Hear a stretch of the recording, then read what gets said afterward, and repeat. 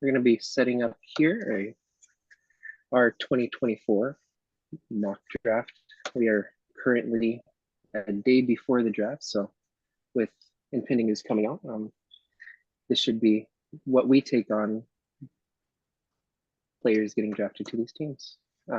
First one is Conrad at number 1, the Atlanta Hawks. So okay. I know what a lot of the talk and the rumors are, but I think my selection for Atlanta is it's not too crazy. I'm gonna go with Donovan Clingan. Donovan Clingan, Donovan first Clingan, off the yes. board. You don't think it's a smokescreen? I honestly, I have reason to believe that they actually do like him. It's just I think they're gonna have difficulty trying to trade down from one to somewhere where they could still get him. So I don't know. Like I feel like Klingon or Ricochet is kind of like who they'd prefer to get. You know, and they're just trying to leverage everybody's else's interest and seeing if they can get down like a spot or two. But I don't know. I don't know if the Wizards are gonna balk on that. What do they do with Capella? I mean, I feel like he's getting traded. Right? He's getting traded.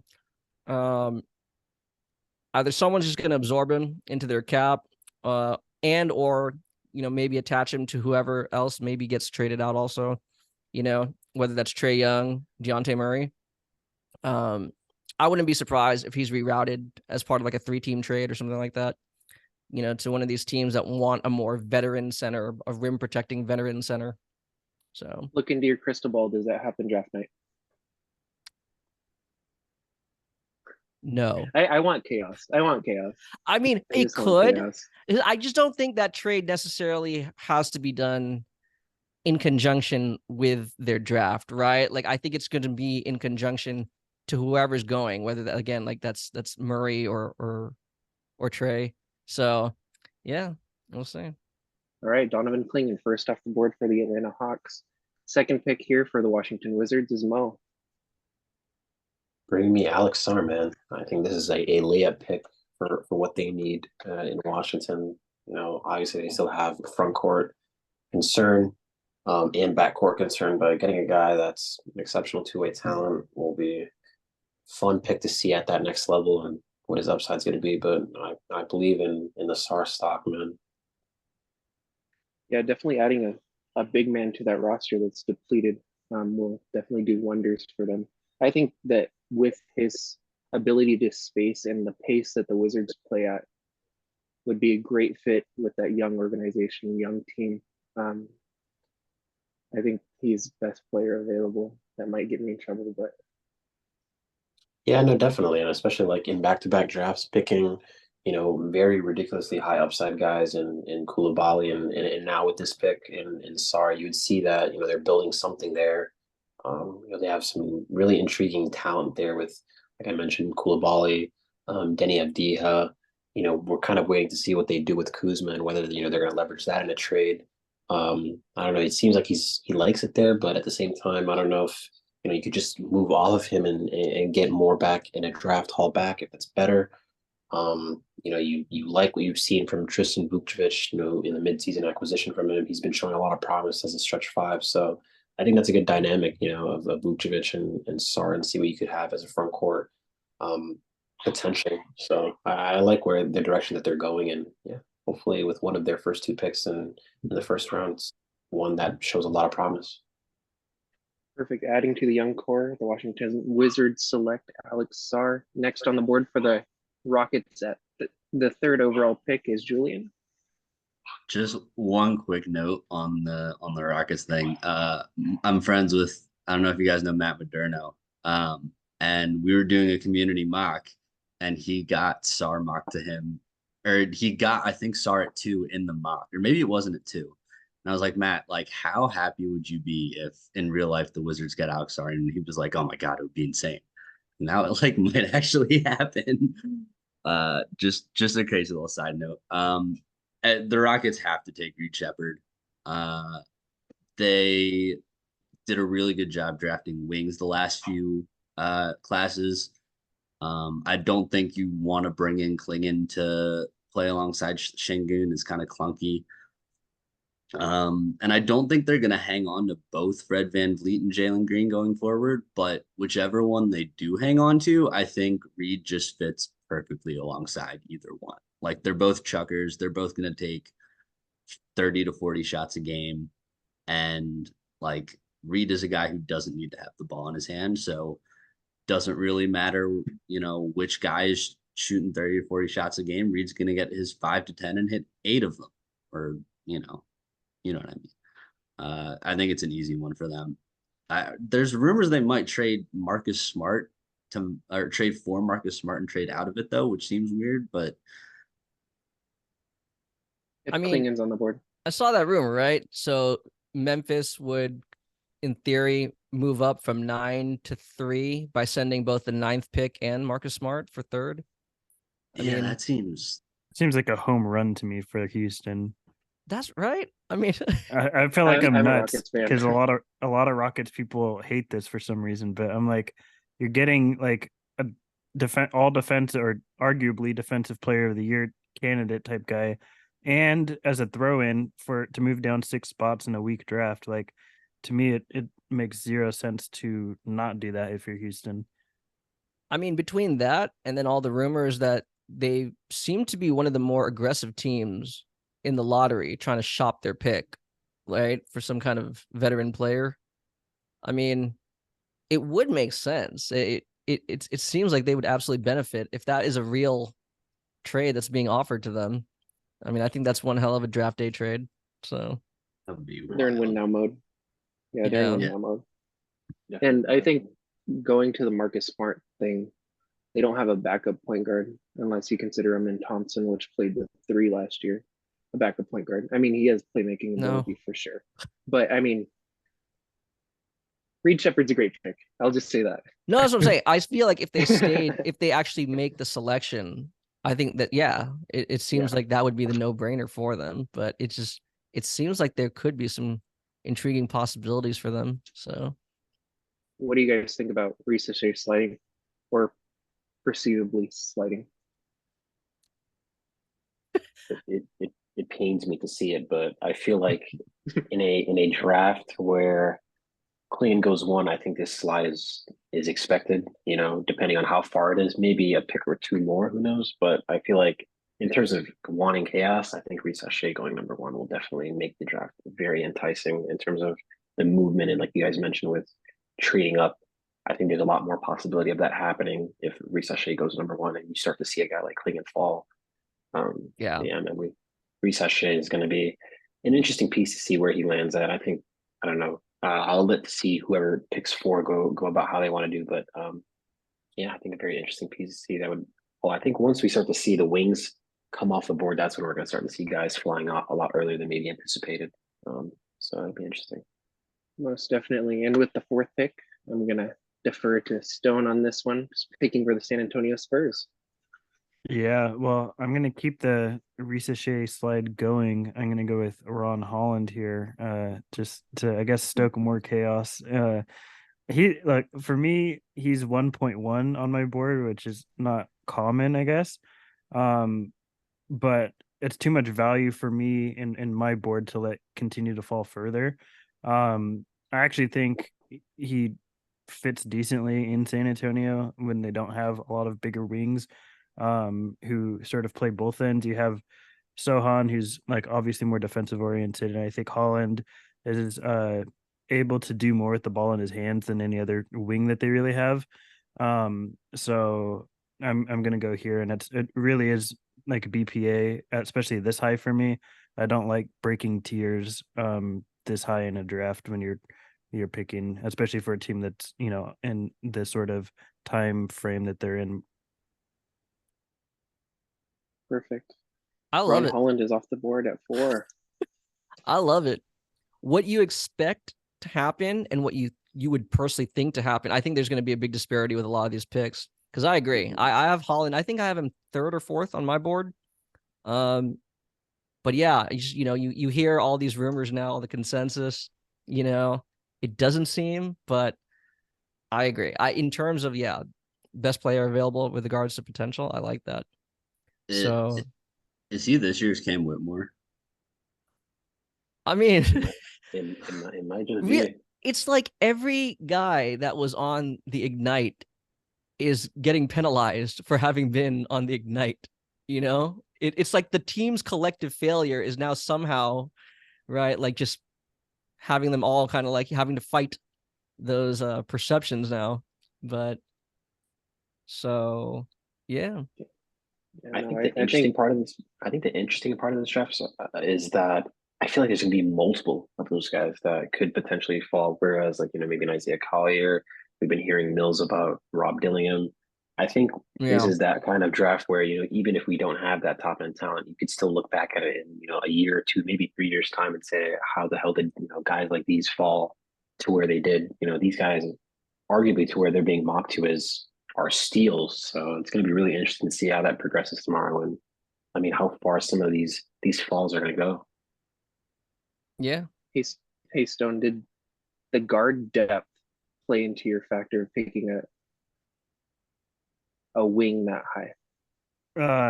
For me, not at all. Because, like I said, when you're picking this high, I think my philosophy is BPA when you're taking like more so in the top 10. When you start getting beyond that, like I think you can look more within tiers and sort of breaking away what fits best and stuff. But when you're this high, and especially my number one was still on the board, I don't really put too much stock into fit in need necessarily. Perfect. I Well, love it. fifth on the board, we have Conrad selecting for the Detroit Pistons. Well, by Stone's logic, I'm gonna go with the guy who's number one on my board, and he's still there. That would be Matas Buzelis. Right. Right. Ron Holland's teammate. Again, go Ignite. All right. I think a few of us we've had these conversations off air, but I think like in terms of the Pistons need a lot. You can make an argument, right? But of at least with regards to the players they currently have on the roster, like if Buzelis was to like reach his ceiling, it would be alongside guys like Cade Cunningham and Jalen Duren. Like I feel like this would be a perfect match. And I agree, like there is a lot of potential variance into what kind of outcome he could have in the NBA.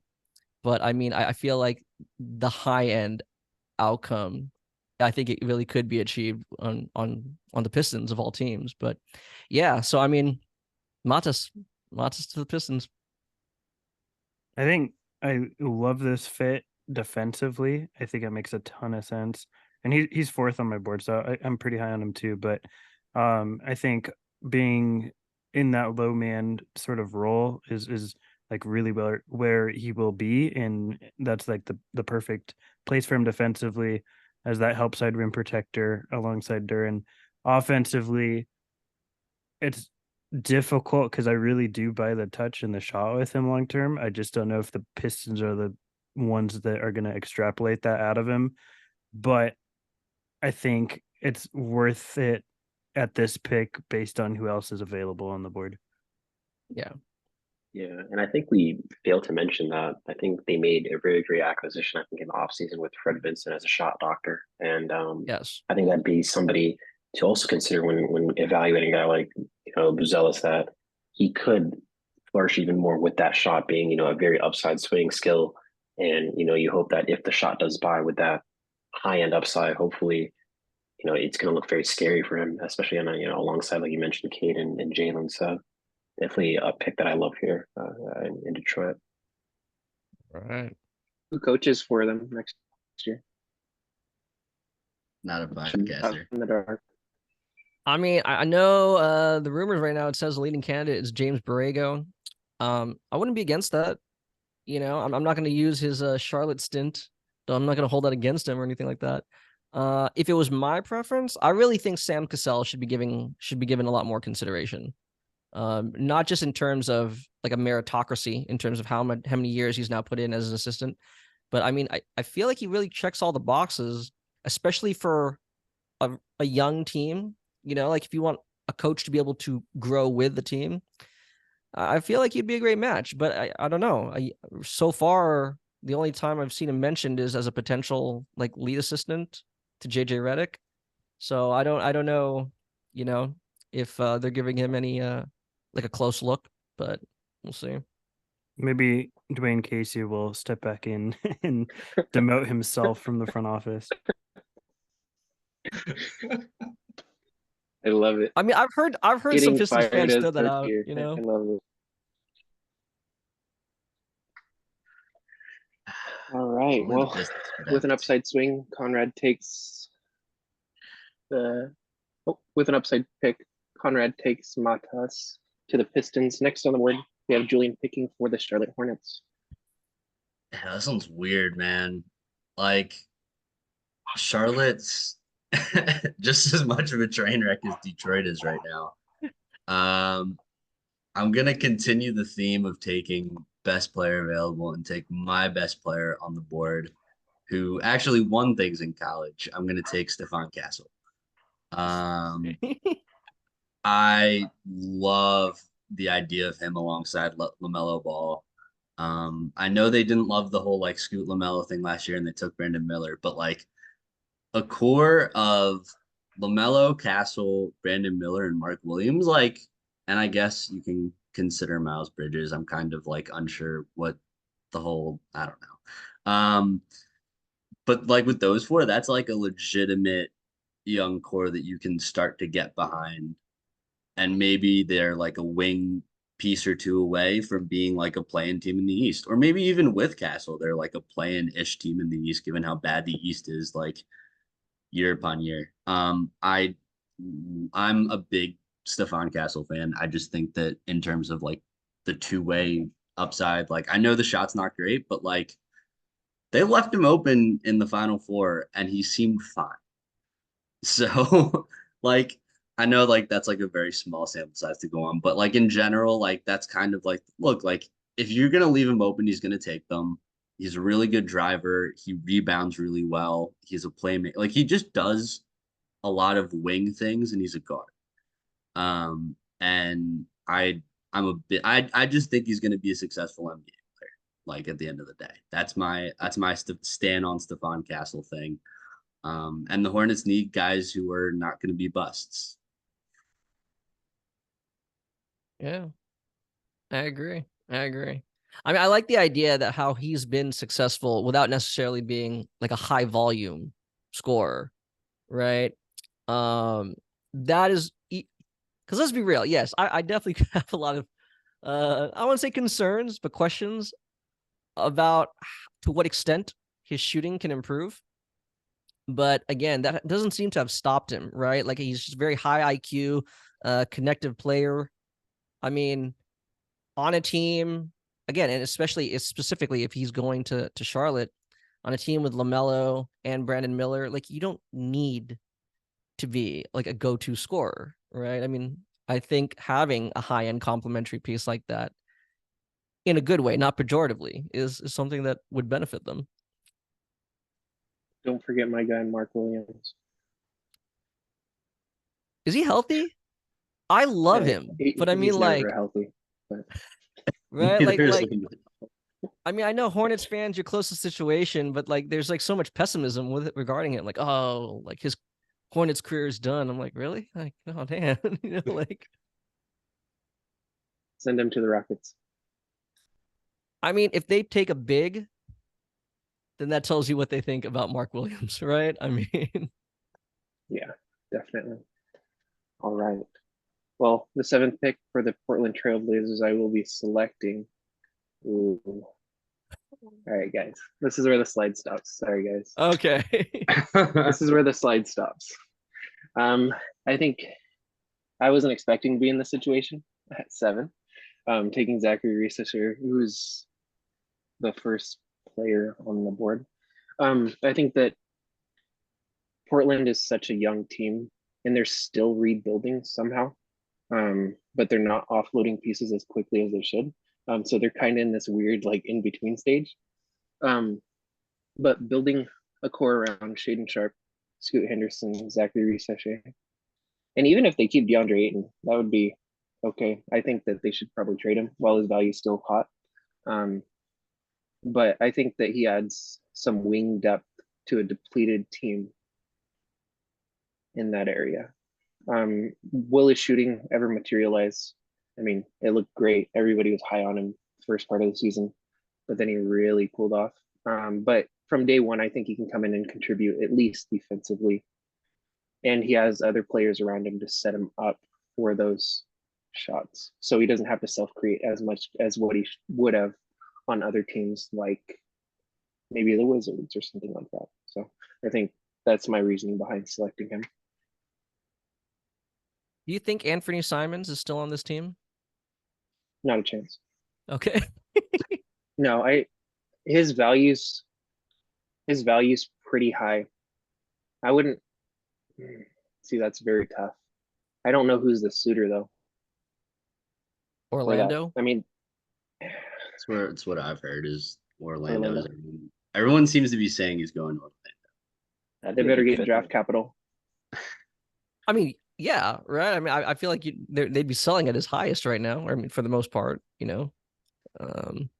Yeah, we saw 1-for-1 trade a couple days ago. So I know different front offices, but we got to keep that in consideration. That trade has actually gotten funnier as the days have gone by. Like the more I think about it, the more like details that come out. But like there was a detail that came out today that they're going to trade with the Sacramento Kings for 13 and some like a player haul, and I'm like, wow, they could have left with 13, kept their original pick, and still got players back. But I mean, they just got Gideon. Yeah, like you mentioned, it's just getting funnier and funnier each day I hear about it. yep. The Bulls make me grateful that I'm a Lakers fan. They're the only team that makes me grateful to be a Lakers fan with our front office, but it's insane. Yeah, they're where are they picking in this draft? They're 12. Oh boy. 11. It should be Or, 11. yeah. I can't. I got thrown off by the first number. The number. Yeah. Yeah. My bad. All right, we have Stone back on the board at 8 for the San Antonio Spurs after selecting Ron Holland with the 4th pick. Yeah, this is not my favorite fit, but I'm gonna keep the best player available going because this guy's still in my second tier, and it's too big of a tier gap to break for me. So I'm gonna go with Collier here, and just really double down on the rim pressure for San Antonio. I think that he, for my money, is the best rim pressure player in this class, and I think his passing is really underrated by the context he was in at USC, where the spacing was really cramped. I actually think he's a really quick processor and a good passer. That's just very difficult to do that with who he was playing with. I don't love the fit here because the Spurs also don't have great spacing, but it's just too much value for me to pass up, according to where I have him on my board, which is at 3. So I'm going to take him here. That team coming downhill is scary. Collier, Holland, and Wemby. Jeremy Sohan as well. I mean, for what it's worth, that team. Wemby as your trail shooter. I like it. Vassell. Or Devin Vassell. Yeah. If I was fully like GM and we were doing everything, I would definitely be trading Keldon Johnson, I think. But yeah, I don't love this fit, but it's just too much value for me. Great. I like it. All right.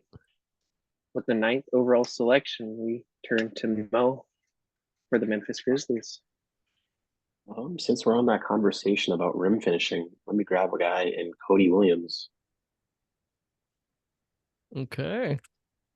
I think when you look at a team like Memphis, where you do have wings on the roster, I feel like he'll be able to offer you offensively the best fit for them outside of a guy, for example, last year where they did draft a guy in GD Jackson, where he's shown a lot of promise. I think it's still premature for him to assume that he might have a starting role in coming at the next season. I think with him being able to be somebody off the bench, you have a guy in Cody where 6'8" with a 7'2" wingspan, very dynamic rim finisher with some versatility defensively, some playmaking flashes as well. The shot is there. I think with him, it's just a matter of volume, where we've not seen much, given the up and down season with injuries. But I buy the shot with Cody, and I think hopefully at the next level, something that I would definitely want to see is him continue to fill that frame out. But getting a chance to play against guys like Ja and Bane and Jaren Jackson, I think the floor spacing potential with that team is just going to just flourish. And I think his ability to get to the rim and just have a very great feel on the ball is just going to allow him to flourish in that setting. So I really like that fit in Cody at Memphis. Like it. Cody top I think 10. a lot of There it people. is. I think a lot of people thought they would go big there. Mm-hmm. Just get younger. Yeah, Clinton's still on definitely. the board. Clean little board. I mean, I feel like Clean was one. I think they Oh my do. God, he was. I think they do want to go big, but I think they specifically want Klingon, right? Yeah. Like I don't think they're just going to settle for whatever remaining big is, right? I think that's why I think they're trying to be aggressive to move up to get the big they want. So I mean, the Cody Williams pick definitely rounds out their roster really nicely.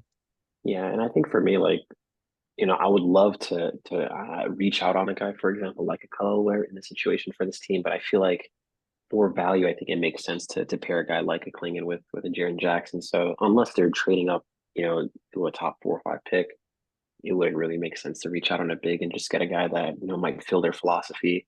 In previous drafts, just grabbing multi-positional wings that offer something different than the other, and building out a very rotationally switching guard team and wing team. So I like the fit there. Nice. Yeah, definitely. We have Conrad picking for the Utah Jazz at number 10. Okay, I guess at this point, I'm gonna go with the guy who I actually originally had as my top pick, but because of injuries, I had to knock him down a couple of notches. So, I'm gonna have the Jazz take Nikola Topic. Yeah, um, you know, it seems like they're in a rebuild, even though they don't like to use that word. You can say a soft rebuild, right? So I mean, I think eventually guys like Clarkson, they're gonna get moved. I think whether or not they keep Lowry Markkinen, it still seems like the direction is to get a little younger, get a little bit more athletic, get guys that can go up and down the court a little bit more. When healthy, that's exactly what Nikola Topic can do, right? I think they need, but not just athletes, right? They need actual basketball players. They need guys who think the game, who process the game well. Um, I don't know. I mean, I'll trust Gavoni's reports. It's like he will be healthy. This is not right. Like, I mean, there's a difference between like, being actually injury prone, like something's degenerative, something's chronic, or is this just a series of like really weird freak incidents? I don't know. I hope for his sake it's the latter. But again, same thing. The amount of potential at 10, yeah, I think the Jazz should roll the dice there. I'm probably, I would guess, the lowest person here on Topic. But that said, I think this is like the team. If he were to hit, I'm lower on the attainability of his higher end outcomes. But if he were to reach them, I think this is like the ideal place for him to do that, because he fills exactly sort of the need and role that they need as a playmaker and initiator and play setter. I just disagree with most people in terms of how close he is to doing that, but I understand that the reasoning and logic behind why you would take him if you do believe in that. Yeah. All right, Nikola Topic off the board. Now picking for number 11 with the Chicago Bulls, we have Mo back on the board. Give me Devin Carter. I really like this fit, especially in recent lieu of this move from Alex Caruso to the Thunder. I feel like, getting a guy that, can play just exceptional defense and pretty much is so versatile and do so many things well. I really like this fit there in Chicago. And I think, moving off of a guy like Caruso, I feel a lot confident in a guy like Devin Carter being able to replace that shooting ability, while also being able to, apply pressure at the rim, be a good playmaker, and, just be that guy in the backcourt where, if you look at the future of what they're trying to build in Giddy and Kobe White, where they may lack in defense, you see a guy like Carter be able to make up for that. And, you trust that hopefully the shot is there and hopefully that the speed of the shot and the mechanics continue to improve at the next level. I do see that he's taking gradual changes and improvements in his shot, in his 3 years at Providence. And, he's shown you that, he's a dog and that he's a hard worker. So, I buy that he's going to be able to fit in this type of roster where, they need a guy like him. So I really trust that he's going to flourish well here.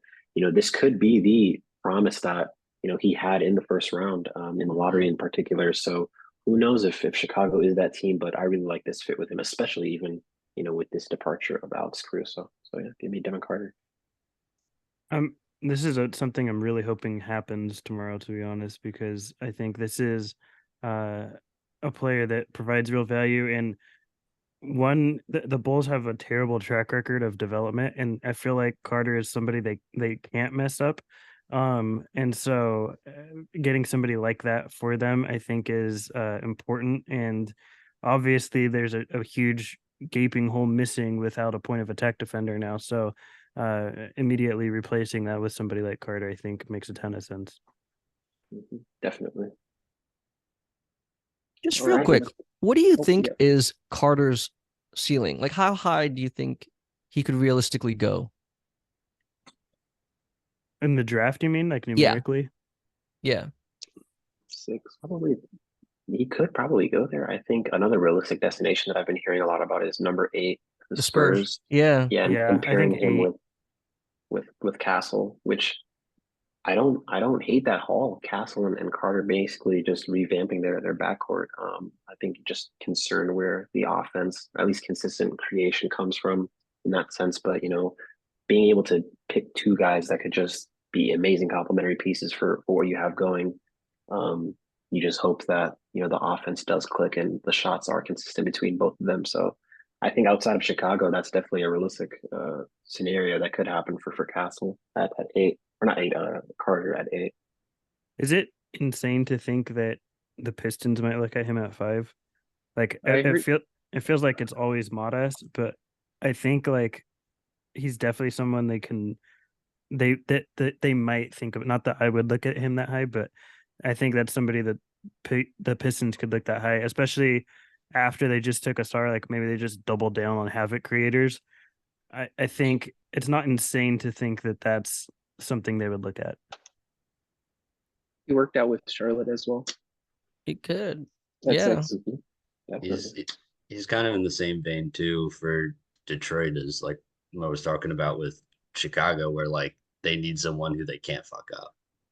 Because I mean, like Duran was pretty easy to develop, but like Cade, Ivy, I mean, Asar had a good season, but I mean the shot's still a while away. 18. I remember this from earlier statistics. 18.3% from 3 on the season. And that's probably his 18 career point- high. My word. Yep. They need shooting. Which is pretty crazy, right? Because he shot 48% total from the field. That's how badly his 3-point percentage was to tank his overall field goal percentage. Yeah, and I mean, I think just entirety of the Pistons, like it's hard for them to build lineups that just at least more than one person can be a consistent perimeter option. So, I mean, Right. and a guy like Carter, I mean, that would definitely be a non-fuckable pick that will fuck upable pick. I would hope not that first part, but yeah, I mean, that would be a pick that would make a lot of sense there, hopefully, if they do want to reach on a guy like that. His I hope dad's they in don't the front interpret this office, as a too. challenge. Like we challenge you to fuck up these guys' careers. Where there's a will, there's a way. Yeah. I had him mocked at 9 because his dad's in the front office of the Grizzlies. That'd be Right a very house. interesting fit too. I wouldn't hate it. I think. Imagine I him don't know. and Smart. Holy cow. Oh my god. Crazy. Crazy. I Well, really like the back- idea of him and Castle on the Spurs. I like that one. Yeah. Yeah. That one's really tantalizing. So Yeah, that's definitely one that like I probably again that's probably one that has a lot of serious possibility happening tomorrow. I think if it's not Chicago with him, I think San Antonio at 8 makes the best sense for him and for at least what Yeah. they want to go for. Which I don't understand the sentiment from the Spurs fan base and picking both Castle and Carter, as if that doesn't just retool the size and defense that their backcourt is just desperately missing. So Yeah. Well, with the 12th pick, we're going to Stone for the Oklahoma City Thunder. All right, I'm gonna go with Reed Shepherd here. I think that he's someone that really. I think Reed went 3. Oh, just kidding. Sam Presti, come on now. Yeah, I can't I'm- give you any shit for that because I did the same thing earlier. No, you're good. This is my third podcast of the day, so I am exhausted. But I am going to pivot because I don't want Reed anyways. I'm gonna go with Dayron Holmes here for the Thunder. I think that Okay. he that's fits. an amazing pivot. Yeah, I think he fits alongside Chet or behind Chet without having to change their play style. Because I don't think people realize how integral 5 out is to how they play and their success. Like, I think people are really rooting for them to draft a big here, somebody that's a bruiser and can handle a lot of post defense that Chet can't. But I don't think they're realizing that the cost of that is completely changing their 5 out play style. And I think you could do both by drafting Holmes here because he's versatile enough in that way. So I'm going to go with him.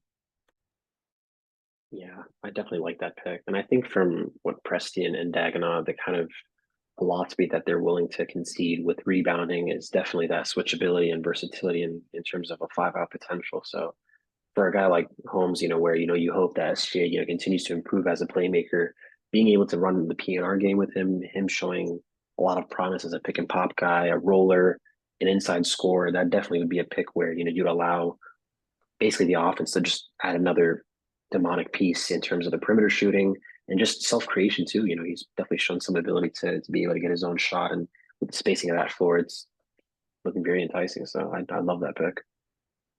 Yeah, as a Playmaking is Duran underrated. fan, as a Duran Holmes fan for the last 2 seasons, that would make me very happy if he ended up in OKC.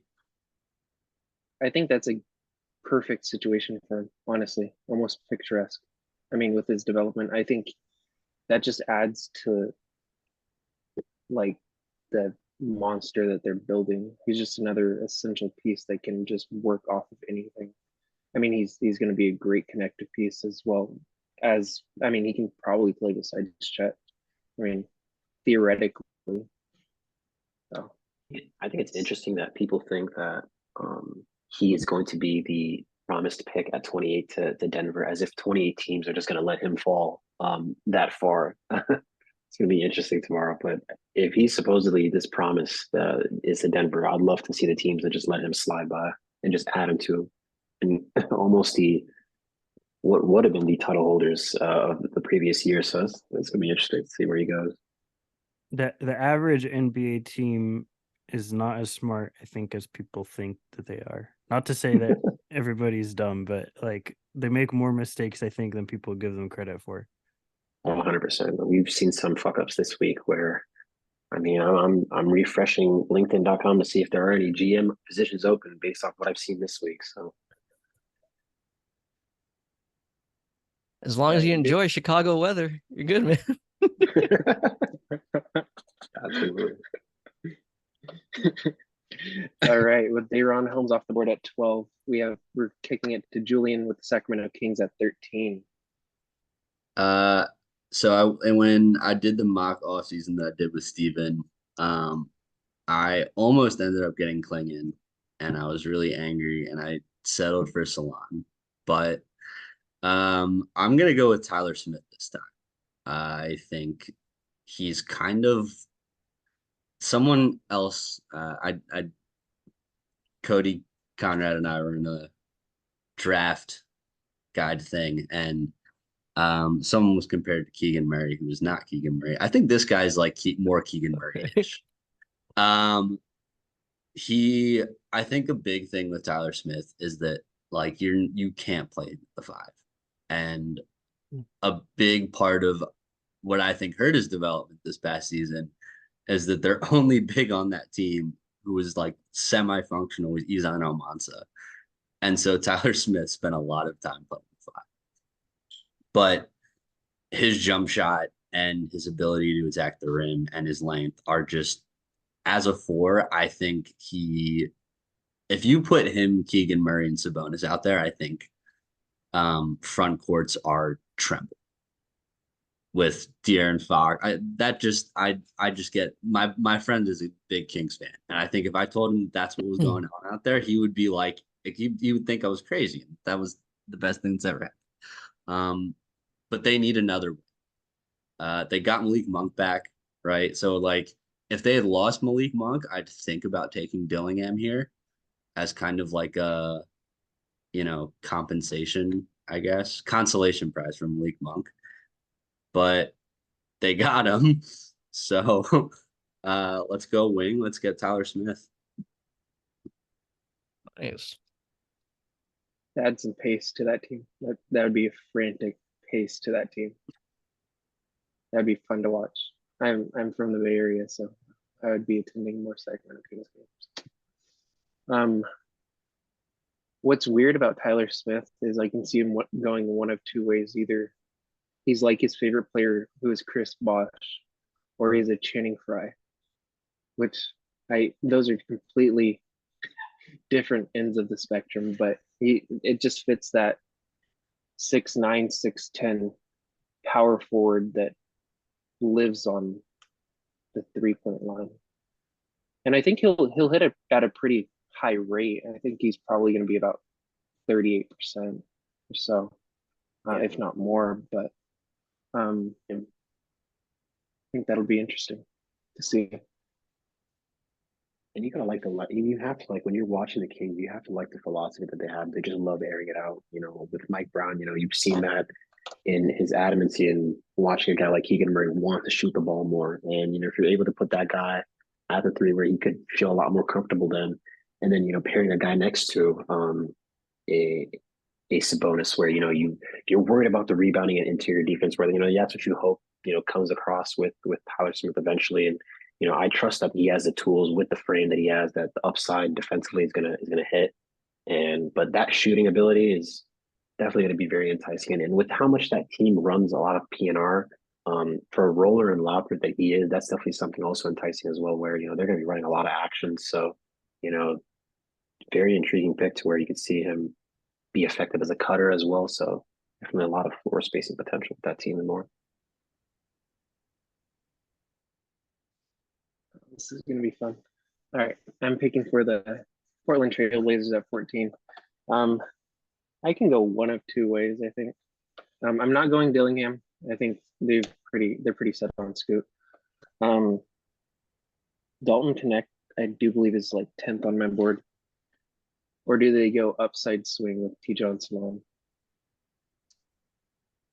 I think they continue to round out. That's enticing. I don't know why. All right, well, we're gonna do it. I'm gonna take the Frenchman.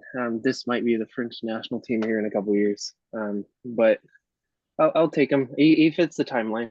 I don't think he'll be very productive the first couple of years. Honestly, he's super raw. But what he's shown is the ability to have confidence in taking those shots at a pro league. Like I said, he hustles quite a bit.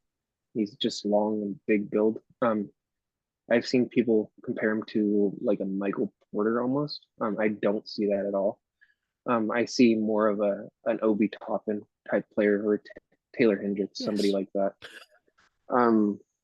He's extremely athletic and can be versatile from the wing, but they need to develop him correctly.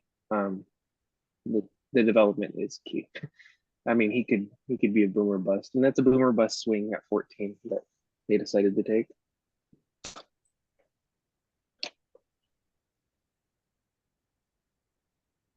Like it. And I decided to not create a full mock All right, give me a second. Let me just intermission real quick.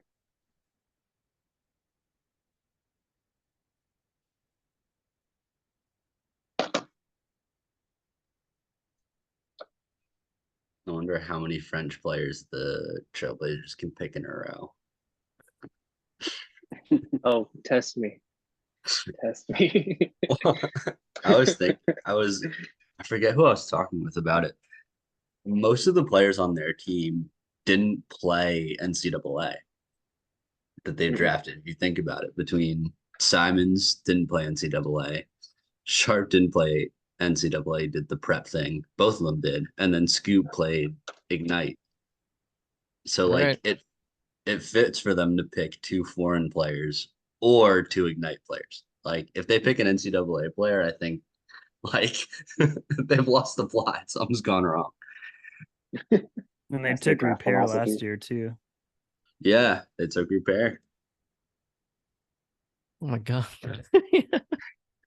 Yeah, we definitely Which don't is want any why, college right? educated It players. makes it even more paramount. Like, I'm not saying they need like some high price veterans or something like that, but I mean, even like repair, forget like how just raw they are. Not bad, just raw, and like, yeah, they could definitely benefit from some veteran guidance. Put them in a position to actually succeed. Um, in theory, Brogdon can do that, but I mean, he got hurt. So Yeah, Yes, they have some interesting pieces, man. Like especially with Duke Rui, he's definitely shown some promise in the front court. And yeah, same with him. I think Tumani as well too. So some interesting players on that team where they just have a very clustered backcourt. The front court's kind of a concern, but a confusion as well. And really just hope that everything just kind of meshes together in the coming years. So just an interesting team to watch along. But I think they're years off from being years off. But they have the talent to be something, but I don't know. And that's the yeah, problem. Like that's just like the drawback of like the potential drawback of drafting like these one and done players or whatever. And when you do it all at the same time, because like, you have to make that decision once their rookie contracts are coming up. And like they haven't quite put it all together yet, but it's not like they can't, but you're kind of almost forced to kind of move on from some of them. So Oh my God, a trade just went Did through. you see that? Yeah. Holy fuck. The Holy Brooklyn cow. Nets have just agreed in principle to send Mikal Bridges to the New York Knicks for Bogdanovich or unprotected first round picks, a protected first round pick via the Bucks, and an unprotected swap in a second round. are they They are building. rebuilding the Villanova Wildcats over there? The Knicks are kind of cooking. They're kind of cooking with this. So They, they they so they get off of OG and they re-up with a guy like Mikal. Interesting. Oh, so they're they're saying literally So OG's gone then, yeah. yeah, they're gotta getting be. done for. So they're saying they're 25th, 27, 29, and 31 firsts, and then they're 29 protected. Damn. Are we sure Wow. that Mikel's better than OG? We've seen them fake first option hoops last year. I don't know, man. Five It's first round picks. I think I That's crazy. rather would have just paid OG whatever he's asking instead of get rid of four unprotected first to get his replacement. I would not be shocked if Brunson, DiVincenzo, and Hart were the ones Oh, that split this 100%. trade. 100%. oh, Oh, 100%. Oh, 100%. I mean, football guy Adam Schefter is even tweeting, right? The new was it the Villanova Knicks? I mean, like They're I gonna sign Omari Spellman next and just complete it. bring Eric yeah, Pascal dude. back, get Daniel Pascal, Ochai yeah. and Chris Jenkins back That's in who the I'm league. thinking of. Yeah. Colin Gillespie first option hoops win. Yeah, they're not cooking actually. This is the opposite of cooking. I hate it so much. Get them out of the So they system, man. essentially sent out RJ Barrett and 4 first round picks to get McCall. Is that right? I mean, if you really combine the Oh They yeah, sent you are. they sent And 4 quickly. unprotected and a protected first and an And a swap. unprotected swap. So they sent 5 first round picks and an Jesus. unprotected and a swap. God damn, man. Just Mikal Reckless. Bridges. Or Mikel. Yikes. That's what the Freaking asking price was? Holy smoke. No wonder the Rockets didn't pull I the know. trigger. How is the I asking know. price for Caruso Josh Giddey and the asking price for Mikal Bridges is 5 first-round picks? The duality of the East, man. Like, this is not Yeah. a real league, bro. What happened to my Crazy. beautiful sport, bro? Sean fucking Marks. I mean, okay, so right because earlier today when I was like commuting to, on my way home from work, I take the train. I was like reading like some comments like, oh, if such and such didn't get hurt, like Knicks fans, right? We would have been the Celtics. We would have been in the NBA Finals. And I kind of roll my eyes, right? But like with this, do you think this actually puts them on par with the Celtics? Okay, there you go. No. No. If they brought OG back, then maybe.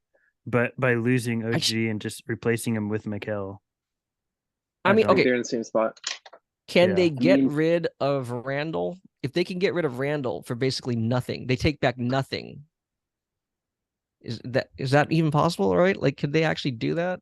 I mean, it depends Hey. on the team. But get rid of Hey, Randall you're saying to clear cap to sign OG? Yeah, to balance that books, because there's no way they can just add him with No, Randall well- still on the books and Robinson. Yeah, they're paying Mitch Robinson a lot too Yeah. to get Yeah. injured every season. Surely he's getting moved, though. Unless Mitchell that's the next Robinson. move is they unload Mitchell because they're signing Hartenstein, right? So Yeah. I mean, you would probably assume, yeah. Well, if they're Yeah. offloading Robinson, then the Hartenstein's signing offsets that, mhm. right? So that's what I'm saying. I feel like both Yeah. Randall and Robinson got to go out if they have any hopes to retain OG at his projected or his desired number. But if OG is getting like 45, like he's eyeing, which apparently the media now is on board saying give him 45 million Absolutely AAV not. over 5 years. I love OG, blood but clot $1 million. Oh my Yeah. god. For OG. yeah. Hey, Well, Tobias his- Harris made it. Bro, his knees are shawarma, man. How are we? And I'm hearing 35 minimum too. Like, even if they That's don't even Yeah. agree on that number, it's still crazy. But that's the asking price for wings now, man. That's Especially two-way wings. that's such a Magic move. The Magic are gonna just throw the Well, bag there you at him. go. Lateral See that, move. ladies and gentlemen? You got a mock draft and an authentic live reaction to this trade. I'm glad we were on board online for this, man. Come on, man. You don't get it anywhere else. So with that said, who are the Knicks or who are the Nets picking?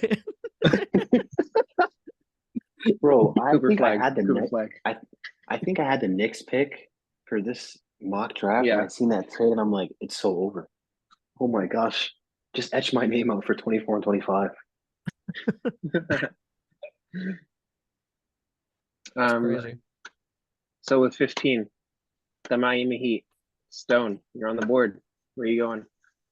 I'm gonna go with Rob. Stop the slide for Risingham here and give him a point guard who they could use. I don't really view Rob honestly as like a lead initiator. I think most people do. I don't think he really is that. I think he's best off the ball as like a secondary initiator. He could really, really score off the catch. And I think that the Heat can still afford to do that with having Jimmy and Hero there. So I'm going to take him here and just give him added scoring punch and just more guard depth that they could really use.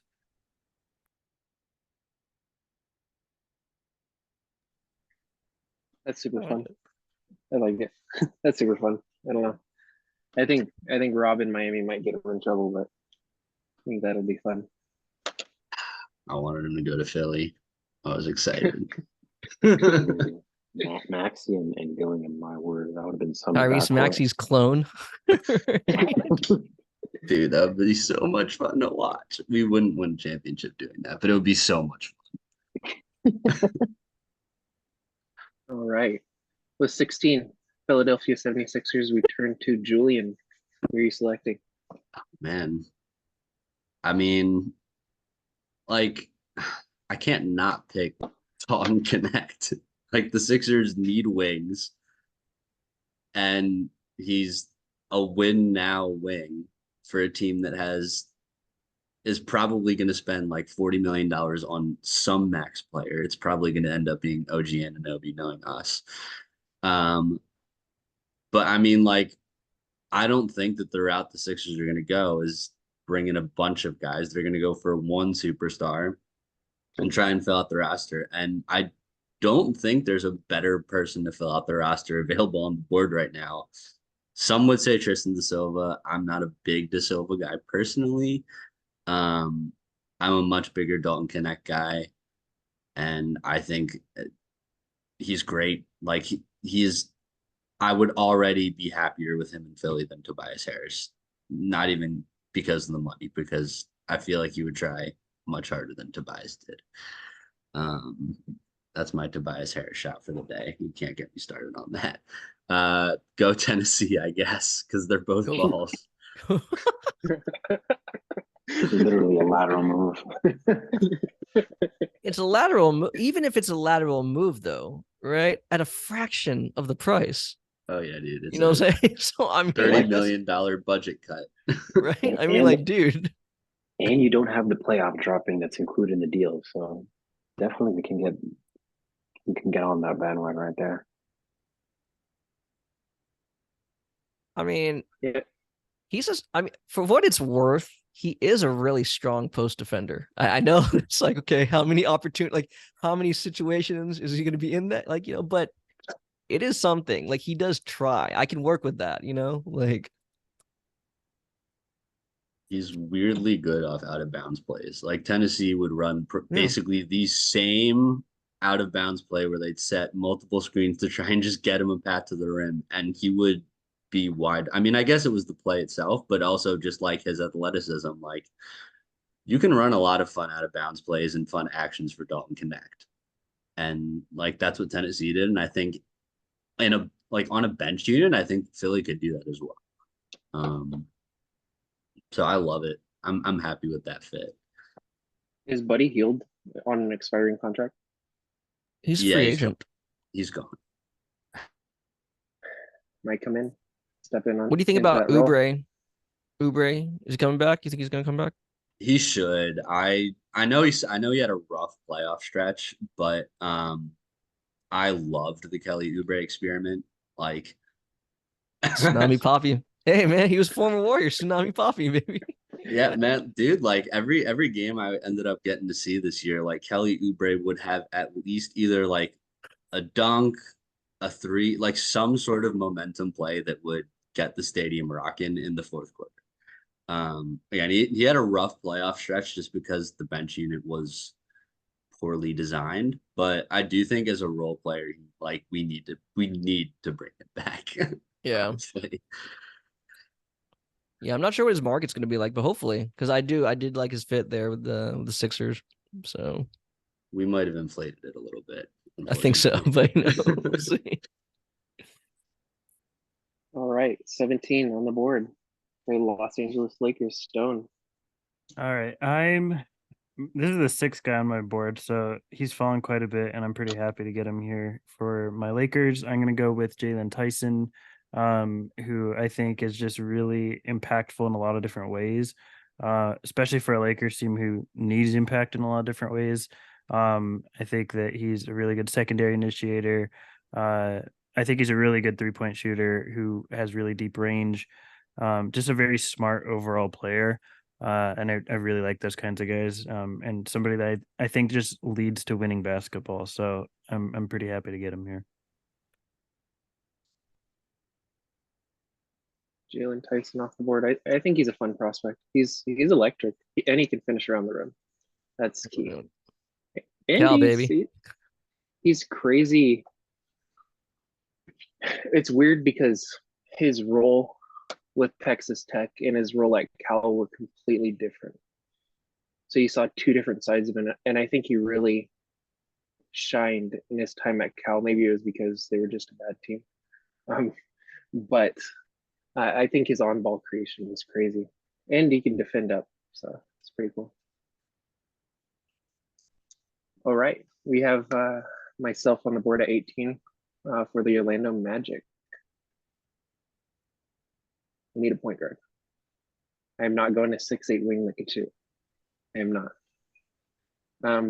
I think I'm purely shooting upside here. I'm gonna go Carlton Carrington. I really like Carlton Carrington, like unreasonably as of late, and I'm sure other people do too.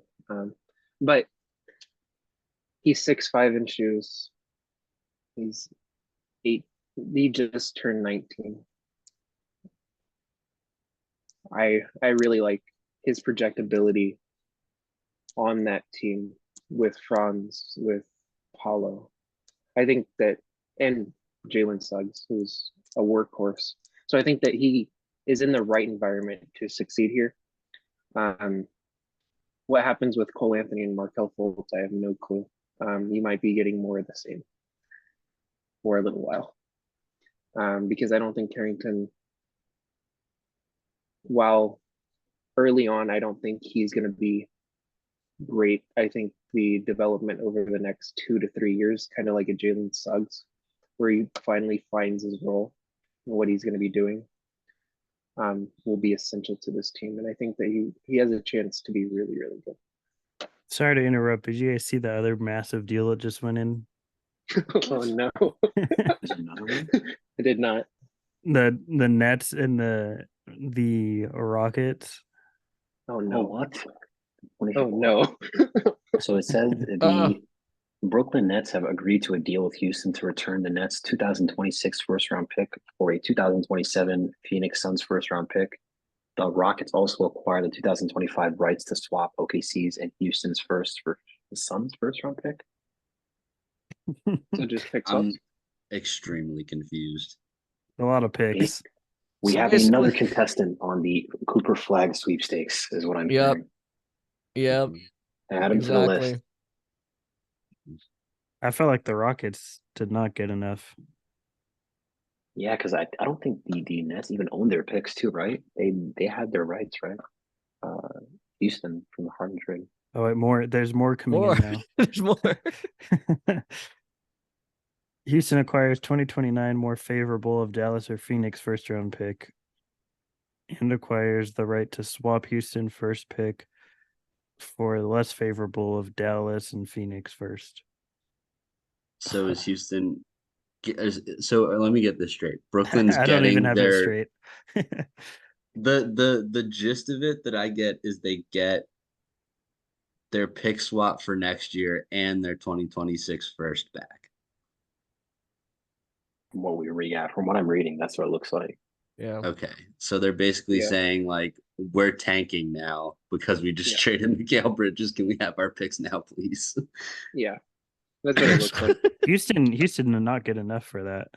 If No. that's the case. Those are Not top 5 picks. Yeah, what are they cooking there? They are I mean it's not just Cooper Flag, but I'm gonna laugh if they don't get the number 1 pick. Or like Atlanta. if they fall out of the top 3 altogether, like oh my god. Oh my god. It would only be That'd be right crazy. for the joke. Atlanta swoops in again.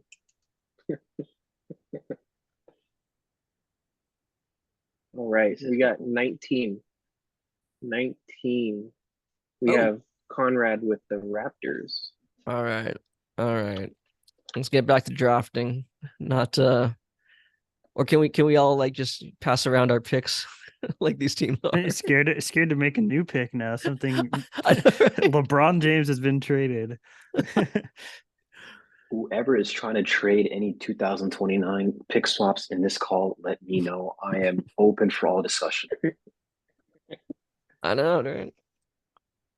We're I'll at this gladly point where, I'll trade for some swaps and in exchange for these second round picks, man. Like hey man, we're going to be talking about middle schooler prospects at this point, man, for like the next 2030 pick. right? Like that 11-year-old that's like 6'11", whatever it is. You know? Whatever class he's in, I'm sending all picks. All right. It's like Okay, let's get this rolling. 19th pick, Raptors. Okay, I'm gonna go with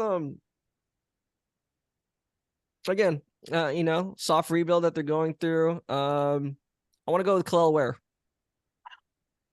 Yeah. Yeah, I mean, I feel like at a certain point, Hurdle would get moved again. Um, again, just because that team that finally believes like they're right there. They just need that last kind of like what the Raptors did all those years ago, acquiring Gasol, right? Like they just need that one final guy to get them over the hump. I feel like Hurdle is going to be that guy for some other team. So bring in a young athletic guy. He's got all the fundamental tools. I love his defensive instincts. Um, yeah, I don't believe he has a low motor. I just think there are certain like tendencies that it's just like he's not a go-to scorer. I think he's more of like a great ancillary piece, and playing off of Scotty Barnes and whoever else is there. RJ Barrett. Quickly. I'm assuming quickly will still be there. It seems like he'd be the nice kind of guy, whether that's like a lob threat or cutter, good screener. So, and yeah, I mean, yes, he has some shooting potential, but I mean, like, even if he didn't, I like just his pure fundamentals already for them. So, kind of goes with their whole ethos of kind of high IQ guys. I'm sorry to derail the conversation again, but Woj is tweeting that Houston wants to bring in Kevin Durant now. I saw that. What is It was this? Kevin Durant and Paul George is what we're looking at. I don't know how.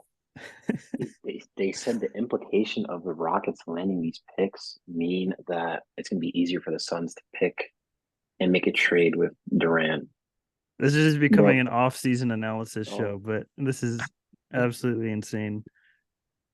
Crazy things happen the night before the draft. we better hurry up and wrap this up because I'm gonna be up all night. We're gonna start the draft early at this point. For Yeah. 1 o'clock. cycle. But as far as this pick, I do like this pick, because I have Ware a bit lower than this, and I understand there's people that have him top 5, and I like actually get it because at one point I was there, and I like this context of him being a full-time backup for the Raptors, and they bring him along a little bit slowly. I think he's like one of the most gifted, like naturally skilled guys in this entire class, but the awareness is just so bad that it's tough for me to fully buy into him top 10, but I completely get why people do. So I like taking a swing like that, especially at this point in the draft, because I mean it's starting to dry up pretty quickly. So I definitely get this pick. Yeah, Quickly pick and roll is going to be fun. He was a swing I was going to take with my next pick, but it's okay. Well, Julian, you're on the board with the 20th pick for the Cleveland Cavaliers. Jeez. Actually, it's in the mock off season I ended up taking Khalil Ware and was super happy about it.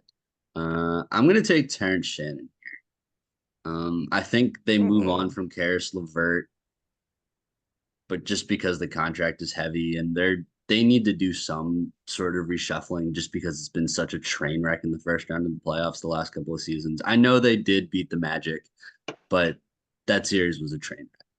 And, obviously Mitchell gets hurt. Now there's talks that Garland wants out and they're doing all this stuff. But the roster is going to look very different next year. And I think it's really easy for them to just bring in a guy who they know can score and score at a high level. Terrence Shannon Jr. has been scoring at a high level for the last 2-3 seasons. And they need a bench unit bucket getter that isn't being paid Karis LeVert money. So I love Terrence Shannon here. I was thinking there's a potential that they move on from Jared Allen, depending, just because he's so injury prone. So Ware's like a solid backup option in that case. But if we're not taking Khalil Ware, I think probably looking at what else is around, Shannon's probably the best option here. Like it.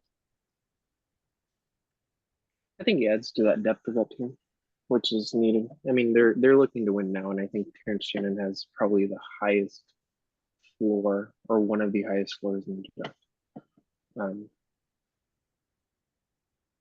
Ooh. Rockets Twitter is really fun right now. I'm sorry. It's your fan base is melting down, Cody. We wanted Mikal Bridges, and then we didn't, and then we did, and then now he's gone, and now we're gonna get Kevin Durant. Well, now Woj just tweeting you don't want KD anymore, and you're looking at something else. Yeah, Paul you George. guys are Cody. You guys are the most chaotic fan base. For I think so.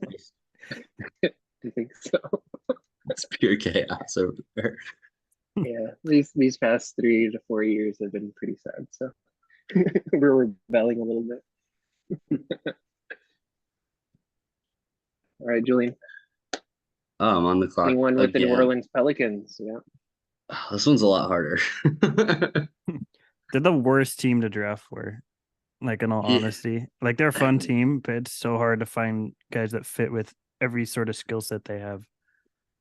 Yeah, and they've had like pretty limited success with I mean, Hawkins was good. Murphy's been good. And then they have Dyson Daniels, who, kind of flamed out. Actually, Dyson Daniels is the only one who's really flamed out. The rest have actually been pretty good now that I think about it. But I think this is where Zach Edey is. I don't love it. I don't really love a lot for the Pelicans, though. And I think that taking a safe backup center for Valanciunas, if they bring back Valanciunas, which I think they will. I mean, I don't really know what their other center options are going forward. But I think if you're the Pelicans and you want to make it, as likely as possible that Zach Edey succeeds in the NBA, I think putting him behind Valanciunas is a great idea. And I think they could kind of use like a legitimate big who rebounds the ball when Zion's hurt. They've got a lot of wings at this point. Maybe they could use guards, but there's not a ton of great guard play here. I mean, I guess McCain, but I don't think McCain fits too well. So I think it's Edey. What is your fear of sort of keeping the same play style that Valanciunas has had for that, like continuing to implement that play style, I guess, with bringing in Edey alongside Zion? Do you view him more as somebody that's like a backup at times, or do you think that he's like just their full-time like bet at a Valanciunas replacement long term? I think he is. I think they're taking a swing that he could be. I personally don't see it. I mean, I think Edey is going to be a career backup personally, but I think if there's a world where Edey becomes the starter, I think it's behind someone like Valanciunas or Steven Adams or like Andre Drummond, like one of these like established bigs who has been in the league a long time, like rebounds the ball at a high level and kind of doesn't really shoot, right? Like plays that, what we expect Edey to do and can really entrench him in the role. Sorry, coming off cold. But I think it's if it ends up that Edey works out, I think like a front court with him and Zion is like really, really scary. And I Strongest think front court in the league for sure. yeah, I mean, if they continue to have Herb Jones and Trey Murphy, like that team defensively is really, really tough. And bring in like a legit, maybe Dyson Daniels magically transforms into this wonder point guard. And like, there you go. And your starting five is complete, Yeah, no, I think that perceived floor is pretty high for Edey, especially in a situation like that. I'm still out on Edey. I don't know what to think. There's nobody that's really like him.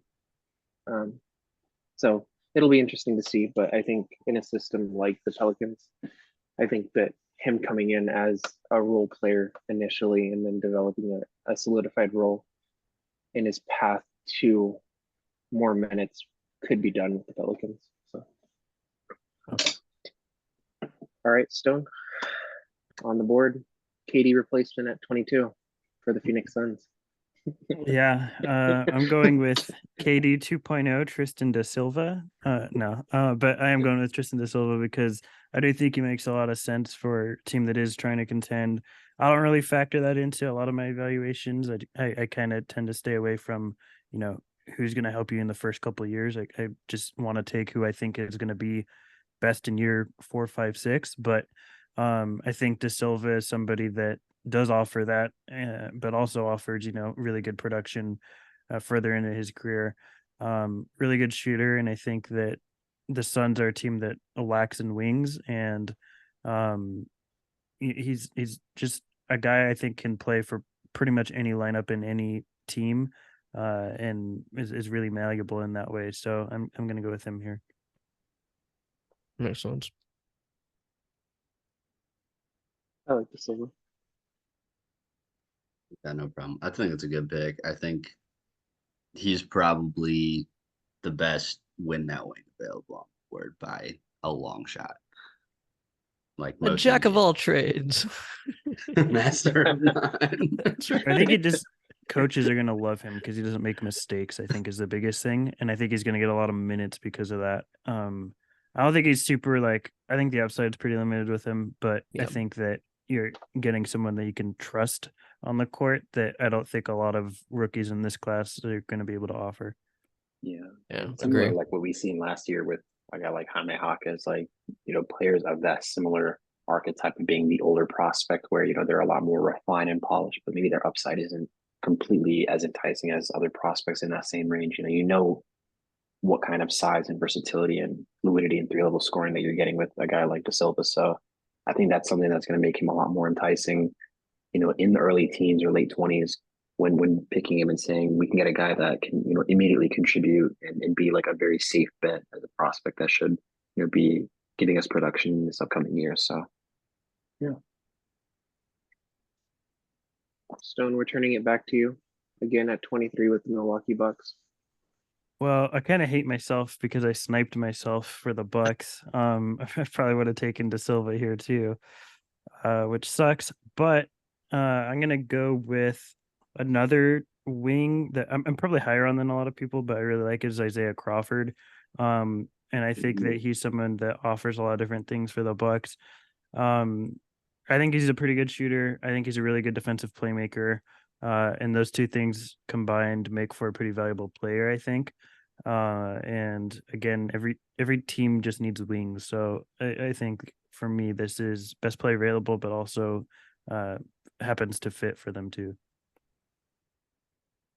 I like it. I think that's a good depth play. I like it. Reaching in the bag, look at that 67 on ESPN. Yeah, I don't know. He's like in the mainstream consensus viewed as like after 50, and to me, I can't really get that. Like, I think he's just like very much a first rounder in this class. I don't know. Maybe some people disagree, but I think he just offers too much across the board. And he's old. He's had injuries. I definitely understand that, but I think that there's just too much value across the board that he offers to, take swings on guys like maybe a Trenton Flowers or something that's so far away from being, any sort of NBA player at this point. Definitely. All right, Mo, we're turning it to you at 24 with the Knicks. Well, before this dumbass team just traded the future away and basically fucked up my board, me and the front office sat together and said, you know what? We just gave up OG for a bag of chips. Let's go pick his replacement in the draft class. Give me Ryan Dunn at 24. I think with that guy, obviously there are 5 of us in this call. I think all 5 of us might individually have better offense than Ryan Dunn, but that defensive upside, I really trust in him. He's arguably the best defender in this class, special type of rim protector, an elite perimeter player. Obviously when you look at guys that play for Tom Thibodeau, he really doesn't like rookies, but I feel like with skill sets that Ryan Dunn brings, and obviously, which basically the way it's looking like with OG not retaining himself it probably makes the most sense to draft a defensive specialist that could be very well in rotation. Obviously, the concerns offensively with Ryan Dunn, and that's basically the entire upside swing is that he hopes to develop some type of consistent offense, whether that's him being a rim finisher, a cutter, where we've seen guys like OG Flourish in his first year in New York. Obviously, we've seen guys of similar archetypes where like a Herb Jones was coming out of college at Alabama, where he wasn't, a very polished offensive player, but as time went on, he developed that corner 3-point shot, and he's become one of the more reliable shooters in the league, shooting upwards, I think, 40% this season from deep. So I think with Ryan Dunn, you know what you're getting with him defensively, and that's really all you need for him, in year one on a Knicks team that's looking to pretty much run it back and contend for a title. So I like him at 24. And then at 25, well, for me, I think I'm gonna just take on the upside and pick a guy in Keyshawn George. When I'm looking at this team, obviously there's some very unique skill sets and players on this team. And when I look at a guy like Keyshawn George, he's one of the best Swiss Army knife players that obviously has a very tangible skill in his shooting, one of the best shooters in the class. And, with his creative playmaking as well, that offers a lot of connective ability on the court. If he does see the court on the Knicks, where you obviously have multiple guys that can create for themselves and for others.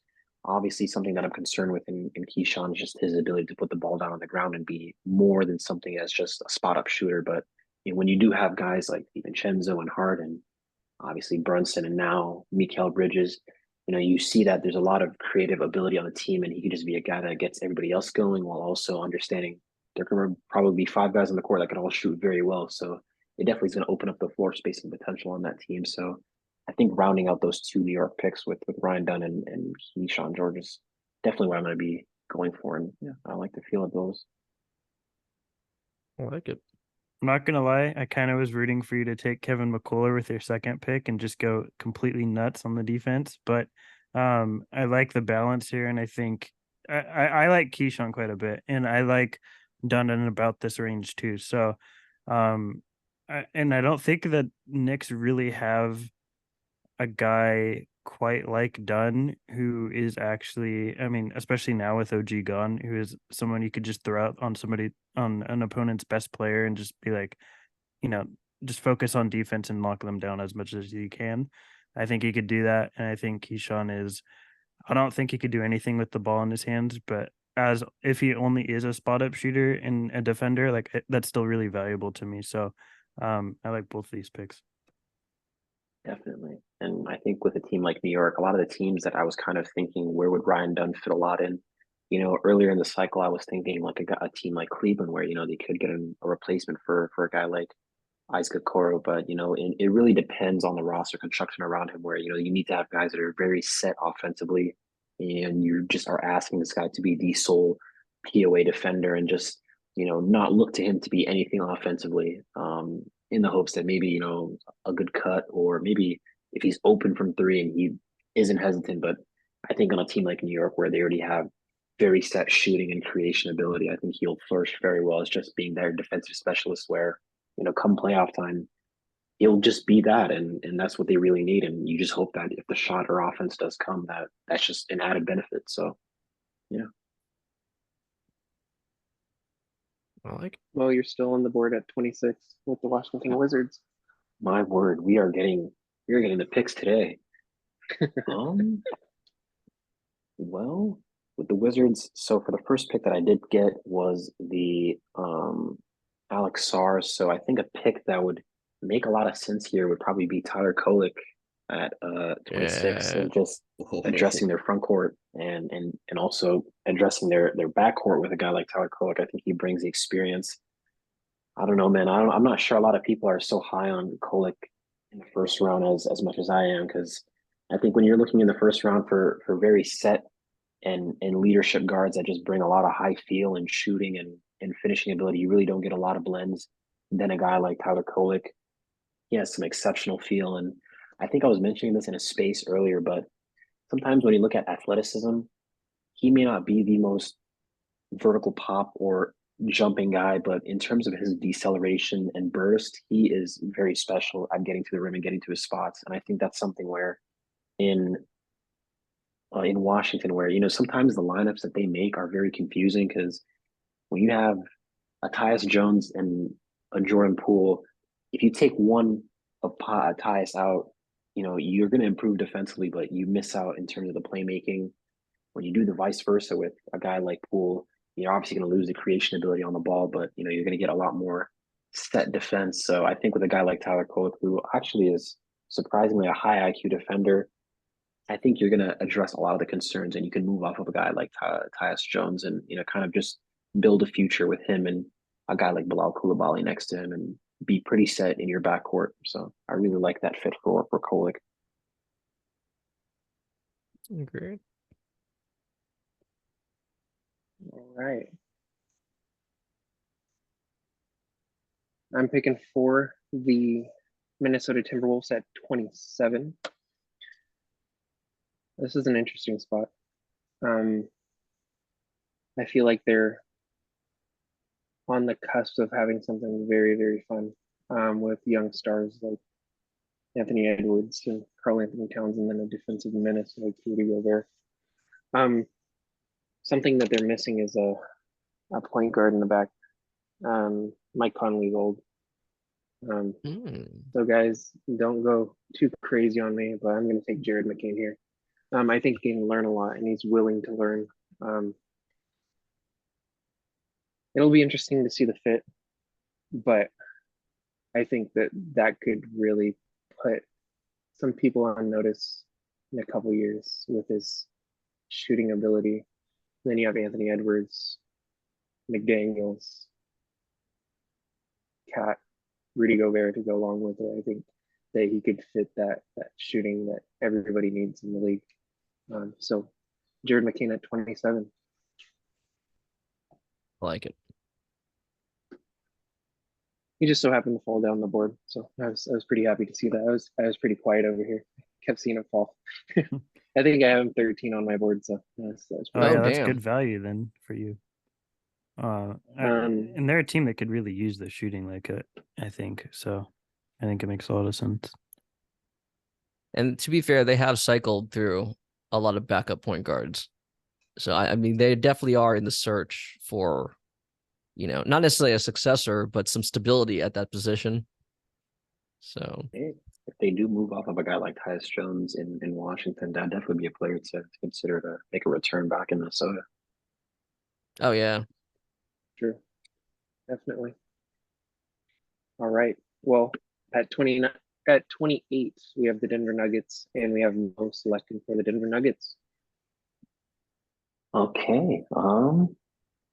Well, I think when it comes to the Nuggets, there's obviously a glaring backup big issue that they have. So I think for me, what I want to pick here is Jonathan Monbo, and take that and take him and pair him in Denver, and add a guy like that to that team where he's maybe vertically he's not going to be the tallest of big men, but I think what he can offer you and everything else in terms of his playmaking, his downhill ability. Obviously, the guy's a freak of nature with his size and frame, so I really like that fit there, and I think it'd be a great place to learn and not be a player that has to play right away, but also get a chance to get some reps on that team and be effective. I think it's baby athletic Jokic or Kenneth Faried regen. I like it. Oh, well, I like that. This fits like so well into what they do offensively, because now you have a backup center that can like do a lot of the things that Jokic does. Obviously not to the Jokic level, but he can't score really.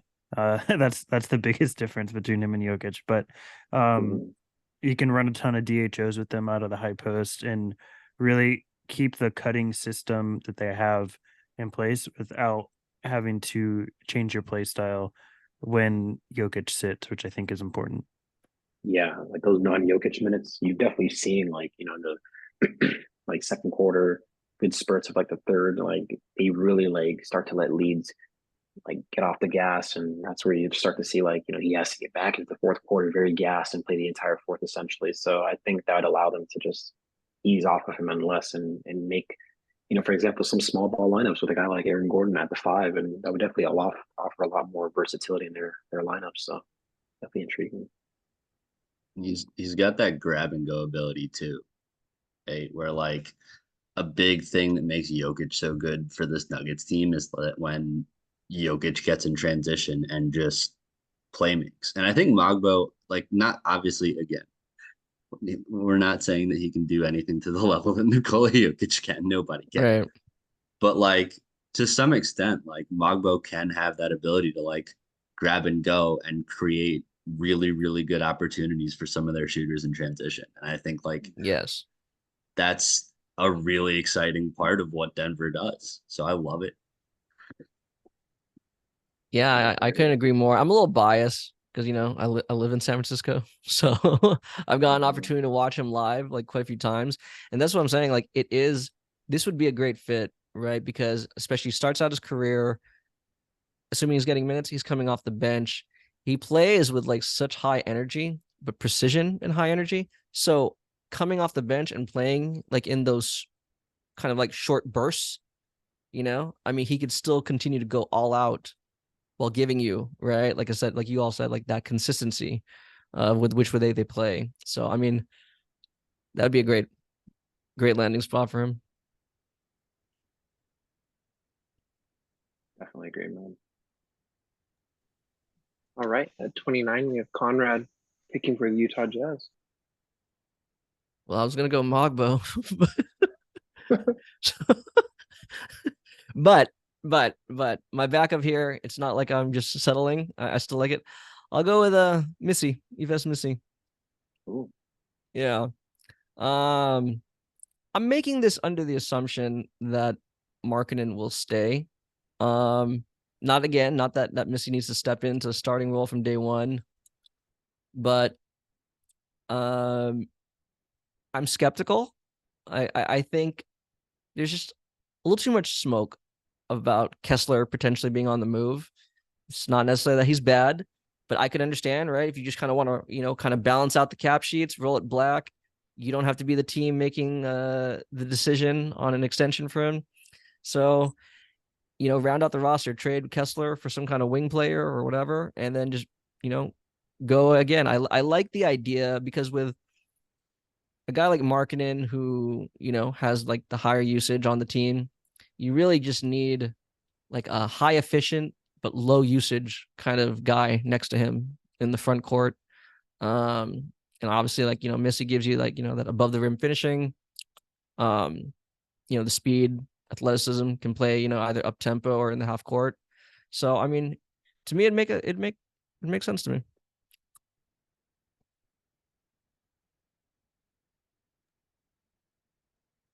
I like it with Topic too. Nice little Missy Topic pick and roll. Yeah. Yeah. See, I like, mean, it's a right. little fun. They've shown some proficiency, right? In both open court, half court.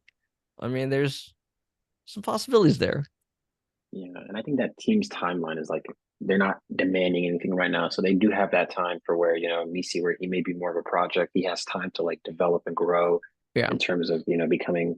Again, he's for how fluid he is at his size. Like I don't have no faith that he's not going to be effective in terms of like creating consistent paint touches and being effective maybe a little outside of the paint. Hopefully that he develops a shot touch, which maybe the metrics don't point to that, but that's what you hope in the early stages of him. If he's able to just develop and improve in that sense, and become better as a rebounder, use his frame to be more physically imposing on the offensive end, just as much as he is on the defensive end. So you have that Yeah. timeline and room for him to grow. And I think at a team like here, where if you pair him with a Lauren Markkanen, that you definitely have promise that they'll complement each other. Fucking A, dude. Someone sent me a fake report, man. Sent me a fake like Woj tweet saying that Paul George got traded. F you guys, man. Oh my god, another chat. I wouldn't have, my heart wouldn't have been ready, man. I don't know, dude. Oh, but while we were talking, actually, Woj did say that the Knicks do their intention is still to keep OG Anunoby. So that's what we're saying. I think, and to retain Hartenstein. So that's what I'm saying. At the very least, Randall's got to be on the move, and they have to take back like nothing, like a fake second round pick for him, right? They can't take any cap back for him. So I don't know how they make that work, but they'll trade him to Detroit. You know they'll take him, dude. There's already that rumor that Detroit's going to take Tim Hardaway Jr. Of course they'll take him. I seen a word say Tim Hardaway sweepstakes, as if that's something worth winning. Yeah, no, dude. The Hardaway sweepstakes. What was the other one, man? I don't know. I don't know. What are the betting odds that this guy gets here? I'm like, who is betting on this guy to go? Please donate your money to a better cause. I know. Degenerates. So Tim Hardaway's The Decision. ESPN special. That'd be crazy. Amazing. Okay. All right, Conrad. Up with 30 as well. All right. For the Boston Celtics. Yeah, I think the fact that Al Horford had to explicitly say he's not retiring is an indication that he is aware that his NBA career is coming to an end. So I think they should look to start kind of bringing in some young replacements that they can develop. I'm not saying he's a clone, but I'm actually gonna go back to power forward. I'm gonna go with Filipkowski for them. Just kind of maintain their bigs' ability to stretch the floor, for all their wings until further notice, right? It's actually the three J's, right? Jaylen Brown, Tatum, Holiday, they're still there. So they need a big to kind of space the floor for them to drive the lane. So, yeah, I think Kyle Filipowski. Why not? I think this makes a lot of sense. And they don't have a backup big, which is like the biggest thing. And if, they have a chance to draft another white player, they'll take it. So I think it makes a lot of sense from a rebounding perspective and Al Horford replacement because they run a lot of DHOs with them. Yeah. And I think Filipowski is somebody that could do that too. To be fair, I didn't pick him because he's white, but I was very much aware that when I made the selection, like, oh my God. Like, oh yeah, Boston fans are going to love him. Yeah, never beating the allegations. Okay. Well, Boston 30. That is officially the first round. Into the first round. Yeah. Exciting. Not too shabby. We're at an hour and 48. You wanna run through quick second round? Yeah, we can fire it off. We can just go through these. Rapid fire, yeah. Rapid fire. Yeah. Here we go. Okay. I'm actually gonna take the guy who's top of the board right here. Right? Is this me? This is me, right? Yeah. This is you. Yeah, I'm taking Bobby Clinton. I still believe in his upside. Frankly, I'm kind of surprised that with this draft cycle that like there just was very little buzz about him. I don't think he did necessarily anything wrong this past season. But yeah, I think well, yeah, I guess the Jazz do have a lot of foreign players, so he fits that mold too. But yeah, I mean, forget his upside, his floor, he's just such a very good complementary player. So I feel like he could fit in any lineup, So yeah, Klintman to the Raptors at 31. Now 32, Conrad, you're back again. Are you serious? For the Utah Jazz. Yeah, 32, Utah Jazz. You're on a run right now. Okay. You're on a run. I swear I'm not doing this because of stereotypes, but give me Johnny Furphy to the Jazz. Oh my gosh. That's crazy. No, I mean they love their wings. They love their wings. All right. Yes, there you go. They're so mad they didn't get Kolek. Yeah, I mean, same thing. I think he complements marketing really well. Haven't seen too much Taylor Hendricks, not enough yet, but I think the skills match. But again, if there is a path to him having like not even like a big role, but just like getting minutes, substantial minutes in his rookie year, it's the same thing, right? Like I feel like Jordan Clarkson is going to be on the move sooner than later. Again, nothing wrong. It's the timetable, right? Is no longer matching with where he is in his career. So, yeah, I think they need some new wings. He's new Joe Ingles. You sure you don't want to go Shireman there? I was actually very tempted to. All right, Stone, 33 with the Milwaukee Bucks. All right, I'm gonna go with Jalen Wells. I have him a lot higher than I think people do because I think he's just a two-way wing who shoots really well and can defend wings and guards, and I just think that's really valuable. And now you come away with him and Crawford, who, I mean, you just want wings who shoot and defend, and both those guys do that in my opinion. So, being able to double down on that, I think, is a good outcome for them. From my alma mater, Sonoma State. Oh, nice. Love Jalen Wells. All right. This is me picking 34 for the Portland Trailblazers. All right, guys. Shooting upside. Shooting upside. That your I feel like third I'm gonna French get player for the flamed. Trailblazers this draft. I feel like I'm gonna get flamed, but I think Facom Dadier has a very interesting path to development. If they can develop all of these guys, that'd be pretty cool. But I think Facom Dadier, he has great positional size. Still very raw, young prospect.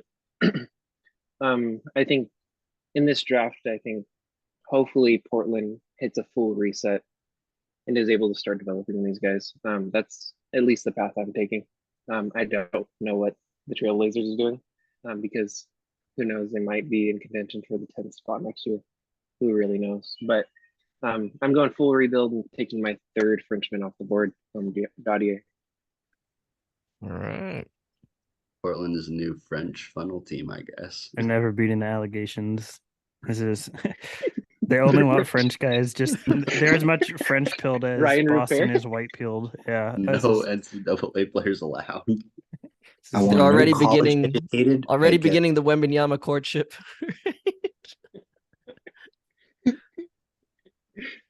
All right, 35 Stone for the San Antonio Spurs. oh boy.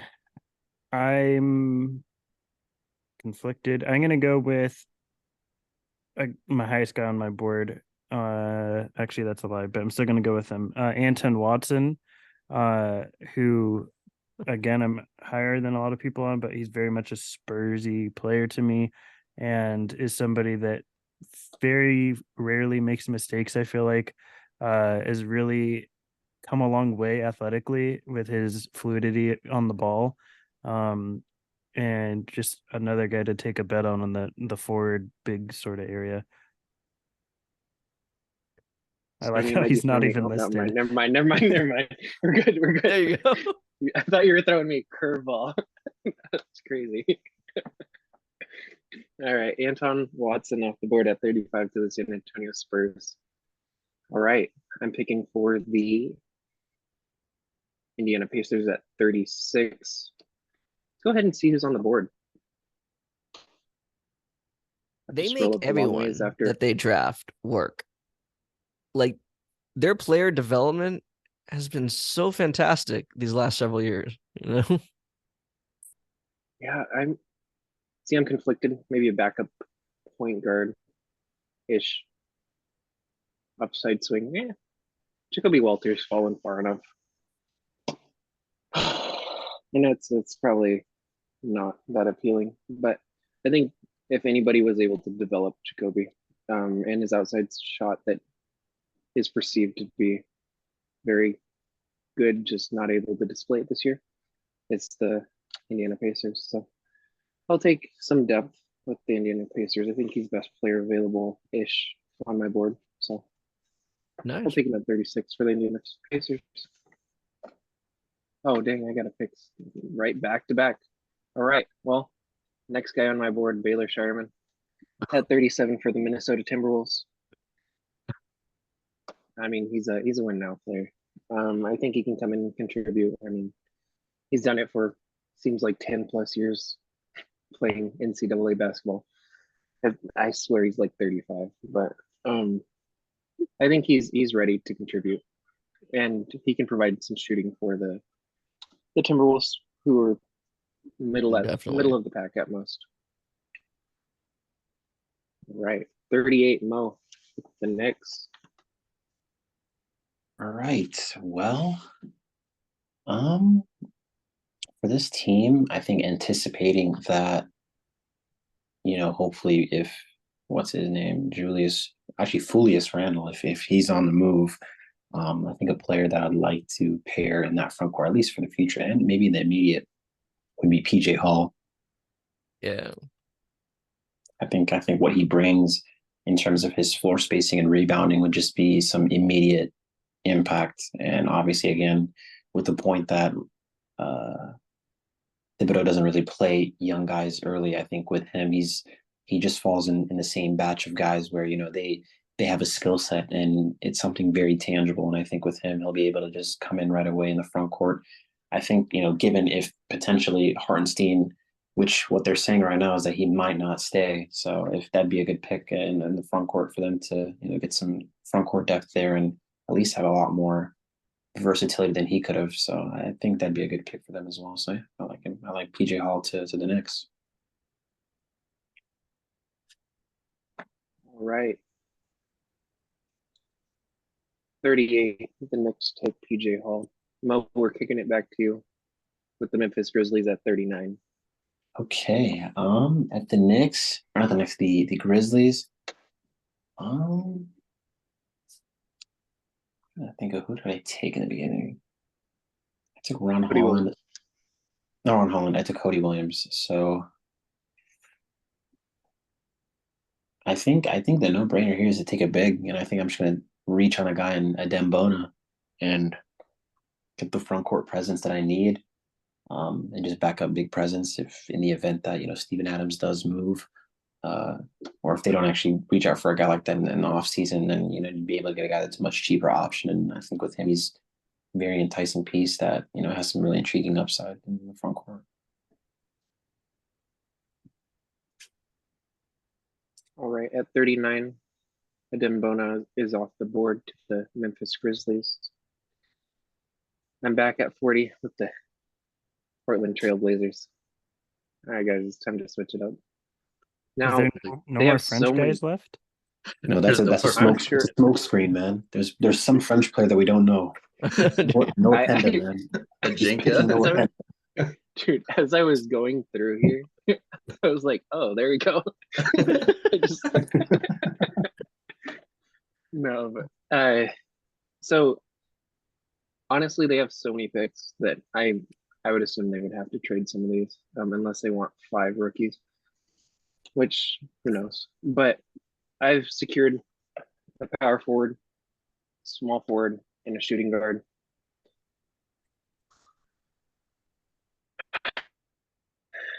Don't think they need point guard.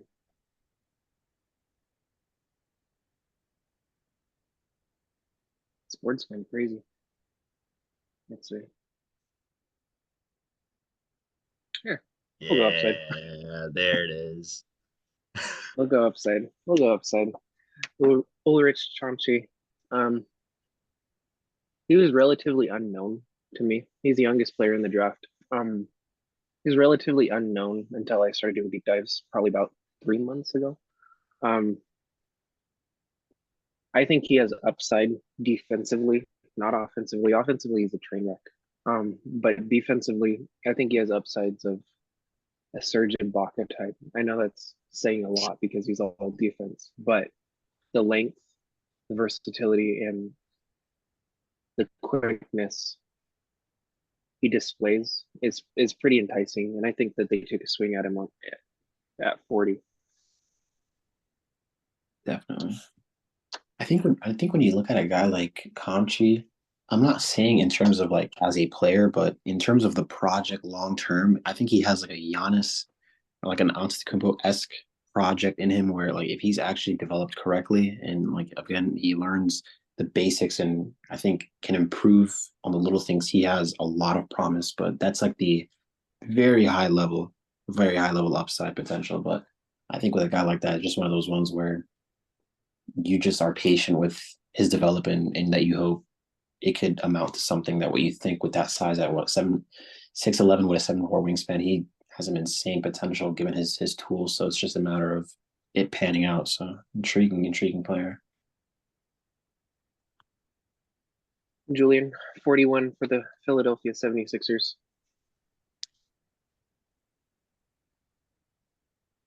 I have to think on this one for a sec. I think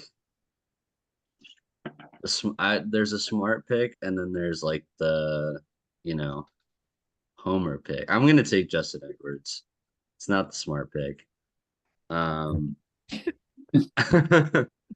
acknowledge that, but I do have a feeling that he's better than he was at Kentucky. Like I was really high on him preseason. I was someone who had him in my top 10, maybe top 5,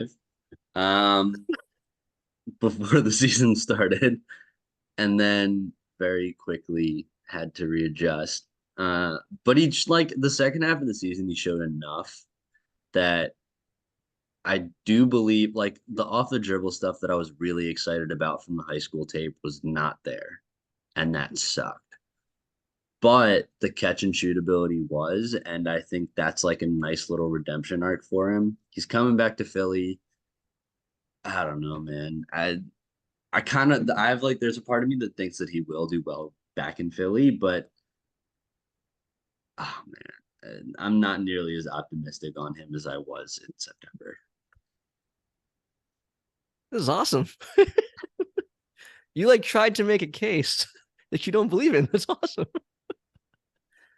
No, I mean, I think it's about mid-season. I looked at him and I just figured like if he's going to have, in my opinion, if he's going to have success at the NBA level, I feel it's going to be more as like a big wing as opposed to a guard, you know?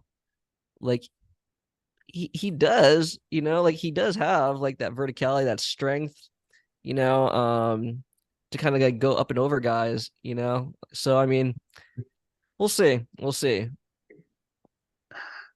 It's if I was smart and I was Philly, I would be probably taking Kevin McCullough there. But I mean, yeah. I got Homer bias, and so it shows from time to time. Yeah. I think I'm on the clock again. Am I right on that? Yeah. Oh boy. With the Charlotte Hornets, Yeah. ball teams, right? Charlotte Hornets. Charlotte Hornets at 42. And we picked Castle. Okay. Oh man.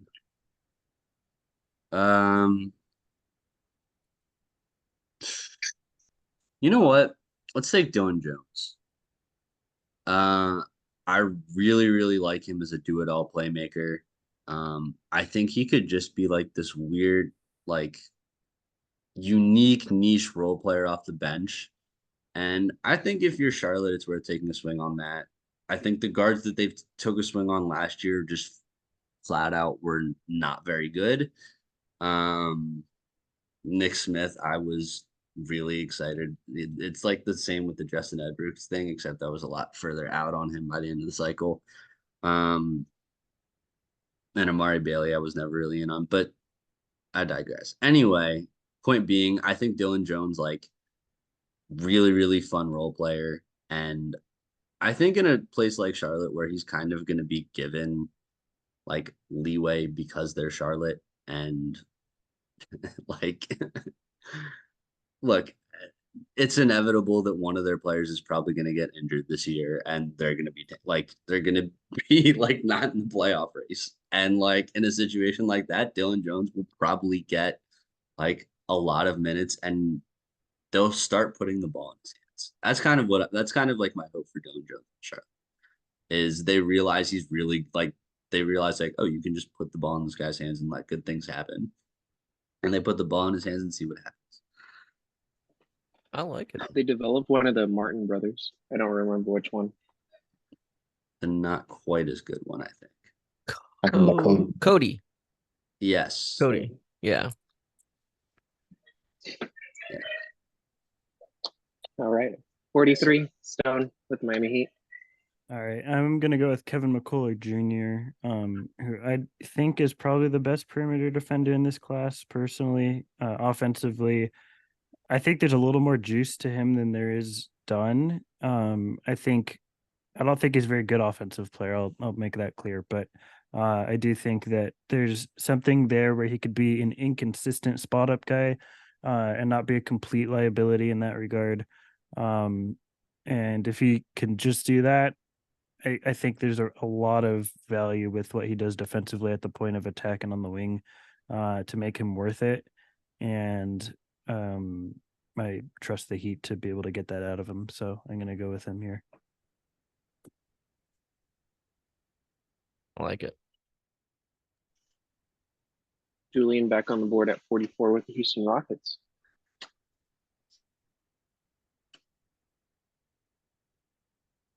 Okay. So Houston's the positions that Houston needs and what's available, there's a bit of a difference. I like a Jay Mitchell here. Really, really good scorer. Again, I think they're probably Wait, no. My bad. I can't go back without confirming it. Sorry, I almost gave you Jalen's brother. Yeah, no, that would have not quite been it. Really, really versatile scorer, makes really good decisions with the ball in his hand, which I think, again, like kind of like I said way earlier when they took Reed Shepard, like they've got two guys that jack up a lot of shots. They're gonna need point guards that are gonna make good decisions and willing to give up the ball. And I think Mitchell is capable of playing a role like that off the bench. So, I mean, there's like a couple of wings that if Houston wasn't completely loaded at wing right now, especially with young wings, that I would have probably taken here, if I were going best player available. But I think for Houston, like they need guard depth and big depth, and there's not a lot of bigs here. So let's take a Jay Mitchell. I like it. All right, at 45, Julian, you're back up with the Sacramento Kings. This one I'm gonna take a wing. I'm gonna go with, I think he's one of my, at this point, probably, let me see. Yeah, he's my best player on the board. I have him at 33 right now. I got Jalen Bridges. So let's get Jalen Bridges out to Sacramento. Just a really like solid do-it-all wing in my book. I think he's going to be a really good role player. Even last year when I was watching, he just seems like a guy who fits the mold of your like typical wing who's going to not really get too involved. When he does get involved, he's going to make good plays and he can shoot the ball. Keep it pretty simple. Love it.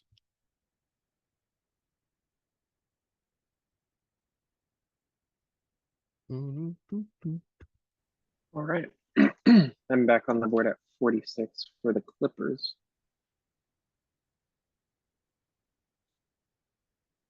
That seems cool. I was gonna say, yeah, right. That seems pretty cool. I mean, slid or perceived slide. I mean, I think I actually have him at like 46 on my board. So this is a cool range for me. I'll take Cam Christie. Development player. I mean, Clippers are technically in win now mode. They have to be. I mean, their window's closing quickly. So I'll take Cam Christie. His shot looks nice. Looks pretty. not very much other juice, but it looks cool.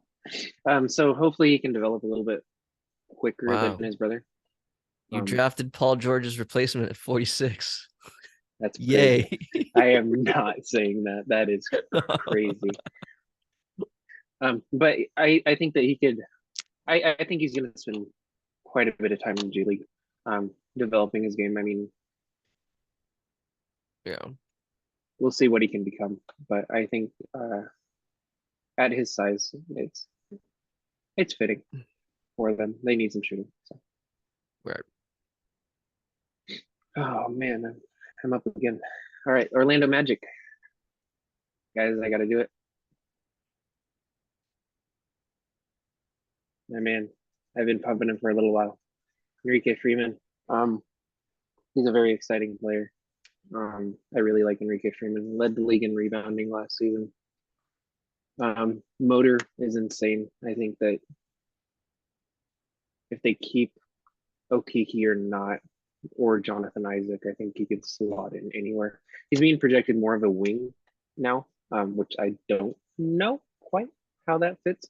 But he plays insanely hard. And even at the 4 at, let's say 6'8", he's going to be a big body down low. So I think he adds some depth to that team. All right. 47, Orlando Magic take Enrique Freeman. 48, Stone picking for the San Antonio Spurs. Is Jurisic still available here? Oh, Because man. I'm going to try and make the most fun passing duo between him and Mamakelashvili known to man, and just let them cook. I think it'll be a lot of fun to watch the passes they make. I really like Jurisic. I have him as a top 20 guy on my board, and I don't really view him as a point guard. I think he's definitely more of a play finisher, but as a secondary sort of attacker, he can make a lot of really cool connective passes in that role. So, and I buy the shot improvement. I don't know how many of you guys watched him last year, but the shot improvement is noticeable from last year to this year. Yeah. And I think that that's important for his creation upside. So I'm going to go with him here. I might run the agenda that he became a clear better player once Topic left, so my anti-Topic agenda might rise now. I'm of the agenda that he is a better prospect than Topic. Ooh. But Is this after or before his knees turn into shawarma? before even I don't even love Jurisic. That's just how low I am on Topic. But I understand the Topic love. Interesting. Yeah, man, I love Jurisic, man. Sorry, Julian, you forfeited your pick, maybe. All right, at 50, I'm on the board with the Indiana Pacers. Pacers are interesting. They're in an interesting spot. Let's look at their depth a little bit.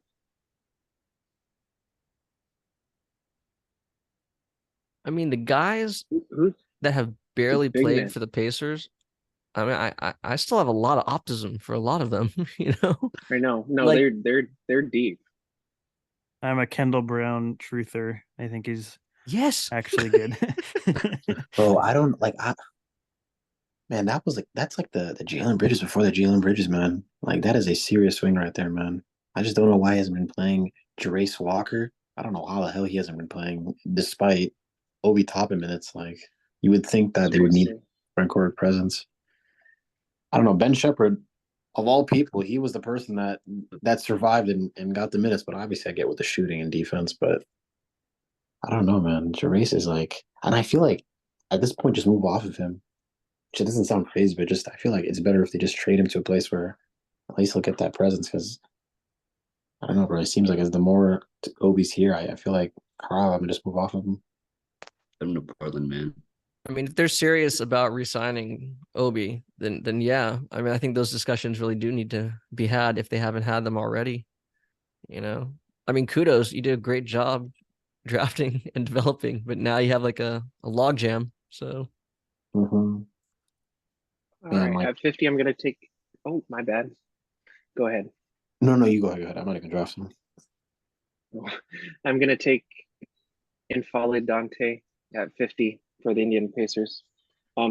Just looking at the position depth, I'll go ahead and take Dante. He's the big man out of Oregon. I mean, he's has a track record of being injured and not being injured. I do believe he's a fourth-year guy, so he's a little bit more experienced. His synergy numbers are pretty crazy this year. Somebody that I had in my 40s on my big board, so taking him at 50 is pretty nice. So just adding to some depth Nice. there. Where are we at? And I got back-to-back picks. That's cool. All right. Well, I mean,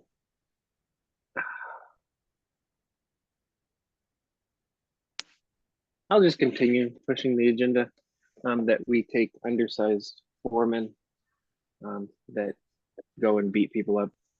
So I'm going to take Kashad Johnson out of Arizona at 51 for the Indiana Pacers. The reasoning is not sound, as you can definitely see in here. But I think that he'll play hard, and if they take more of the positionless approach, I think that he'll find his way onto the court by his hustle. So, all right, 52 with the Wizards. I do believe that is Mo. Give me Melvin Ajinka. I think with that team, I think they definitely need some consistent 3-point shooting. And I think with Melvin, nice 3-and-D prospect. I was saying, I think earlier in this cycle, he was like one of my big steals in this class. And I think what he can bring on the defensive end for that team in the wing position where, they have some very intriguing guys and, Denny and obviously what they picked last year in Bilal Coulibaly. I think adding more French representation after selecting Sarr does not hurt. I wish it could match up to yours game break, but just getting more shooting depth is definitely beneficial. I think we've seen the leap that Corey Kispert has took this season. So I think it'd be really good to get some guys in rotation, especially that can defend and shoot and just add more to the floor spacing potential that, this Wizards team can get in Vucevic and Sarr and, picking earlier with Tyler Kolek. So, yeah. All right, off the board at 52, Melvin Ajinka. All right, Conrad, I know you've been heating this one up. Been waiting on this. That's right. 53 for the Golden State Warriors. What I hope happens on Thursday for my Golden State Warriors, I want them to take Oso Ighodaro. All right, out of Marquette. I mean, Steve Kerr, the Warriors, they have a type. Like they have what they like out of their big men. Obviously length. They'll concede height if they get it back, like in terms of passing, just like making quick reads. Ighodaro does a lot of all of that, I really personally I don't really care whether he can shoot or not. Frankly, that to me that just means he's way more selective with his shot selection, and I could roll with that. But again, just he's not making a mistake. I'm not saying like he's Trace Jackson Davis, but like when you have those certain like skills that you can fall back upon, that's like your fastest way into Kerr's rotation. He just seems to check off like a lot of boxes. I think he'd be a great Warrior. This is something I was really hoping would happen, and hopefully happens tomorrow. Where I have him 26 on my board. Like I think he's just really smart player, and he's way more athletic than people think. Like he's got an insane load time off the ground, and I think that really comes into being a lob threat and a help side rim protector. And in that Warriors system, like just alternating between him and Trace, I think makes a ton of sense. So I really, really like that pick. Definitely. And you can see like in their front court players, it's definitely maybe not a requirement, but I think a skill that they all have is being really well as connective guys. And I think with he also, that's definitely an underrated aspect of his game, at Marquette, where it seemed like they were running NBA level offenses under Shaka Smart, and with him and Kolek at the helm of the offense, those were definitely something that you could definitely see in the Golden State Warriors offense. With a lot of dribble handoff action, screening things, and he definitely flourished in that big man role there. So yeah, I really like that pick. It's a great one. Yeah. All right. Conrad at 54 with the Detroit Pistons. Where you select? I mean, I know what I probably who I should go with. It's not who I want to go with.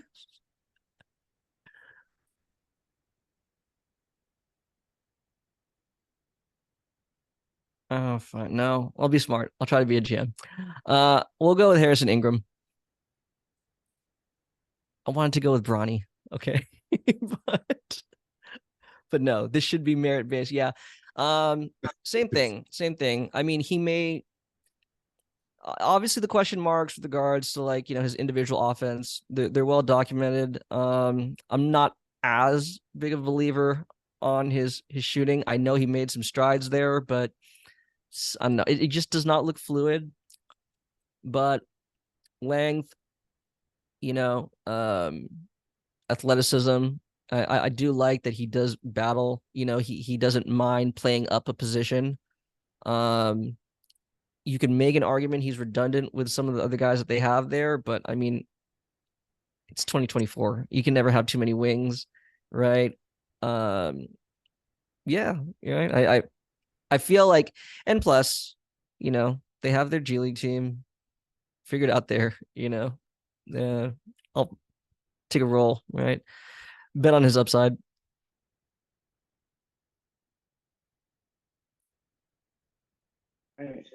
All right. So 55, the Boston Celtics. Right. I mean, Contra. Who you picking? yeah, right. They want to resign Derek White or extend Derek White. They want to extend Tatum. So I mean, I've been asking all those cap guys, right? They are inevitably going to be a second apron team. So they're eventually going to need to get as cheap of productive role players as possible. Again, I'm not trying to do something specific. I just think he fits. Give me Cam Spencer to the Celtics. Okay. I knew it.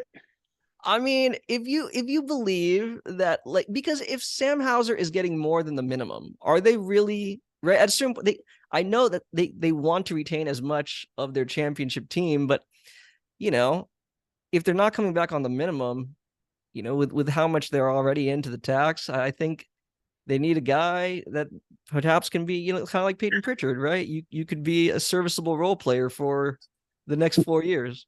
So They are absolutely have Riley Minix on speed dial for undrafted free agency. I fear we're going to see some more DEI hires. All right, Stone. 56 with the Los Angeles Lakers. Oh, that's not Bronny. Spoiler alert. When I heard merit picks, that's when I knew.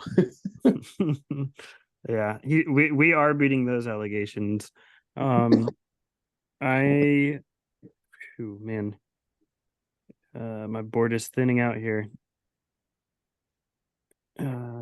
Lakers are gonna go with Jalen Williams, the not Thunder one, and I think that he is just a really safe pick on a bet of a guy who can just play his role really well. Doesn't really offer a lot of upside in any one specific area at all, but has really taken strides as a shooter, especially against contests. Not a great athlete, but is a really solid finisher somehow. And I think that he's just he knows where to be off ball defensively. So I'm happy getting him here.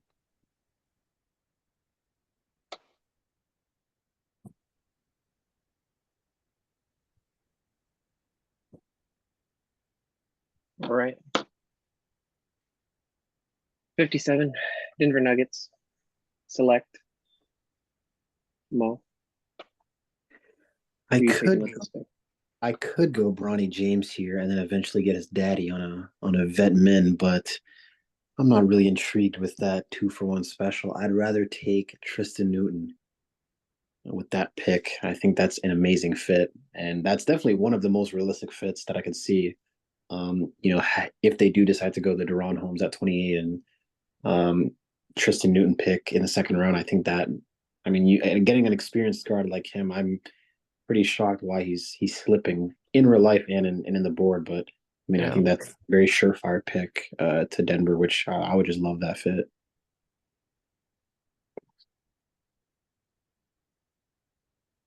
I'm sorry, Julian. 58. Absolutely. Oh my God, I'm back to back. Well, at 58, who are you taking for the Memphis Grizzlies? Oh, let me take. I'll take Antonio Reeves. I'll just get some impact scoring off the bench, and in the event that Jaw goes down and Desmond Bane's wingspan just continues to get smaller, I'd rather just take the immediate in the scoring in a guy like Antonio Reeves. I think that's literally an NBA level scorer right there, and he's shown that throughout his time in college. So I really like that fit, and maybe as a two-way guy, potential UDFA pickup if that could happen. But yeah, I like that pick there. All right, Julian, take us home. Who are you taking with the 58th pick for the Dallas Mavericks? I was really excited about taking Tristan Newton with the 58th pick. It's got to be.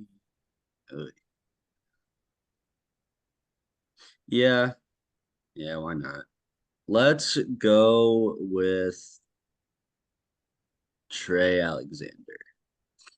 Ooh, I like that. Out of the guys that are available on my board, really, really fun mid-range scorer who can get his own shot.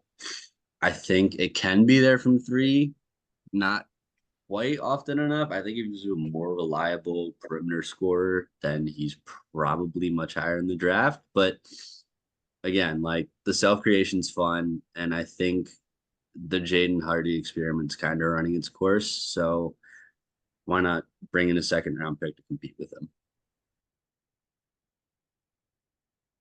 Perfect. Well, that commences our 2024 mock draft. The draft is tomorrow, so it'll be exciting to see what happens. These are our takes on what we believe will be happening. Let us know what you think.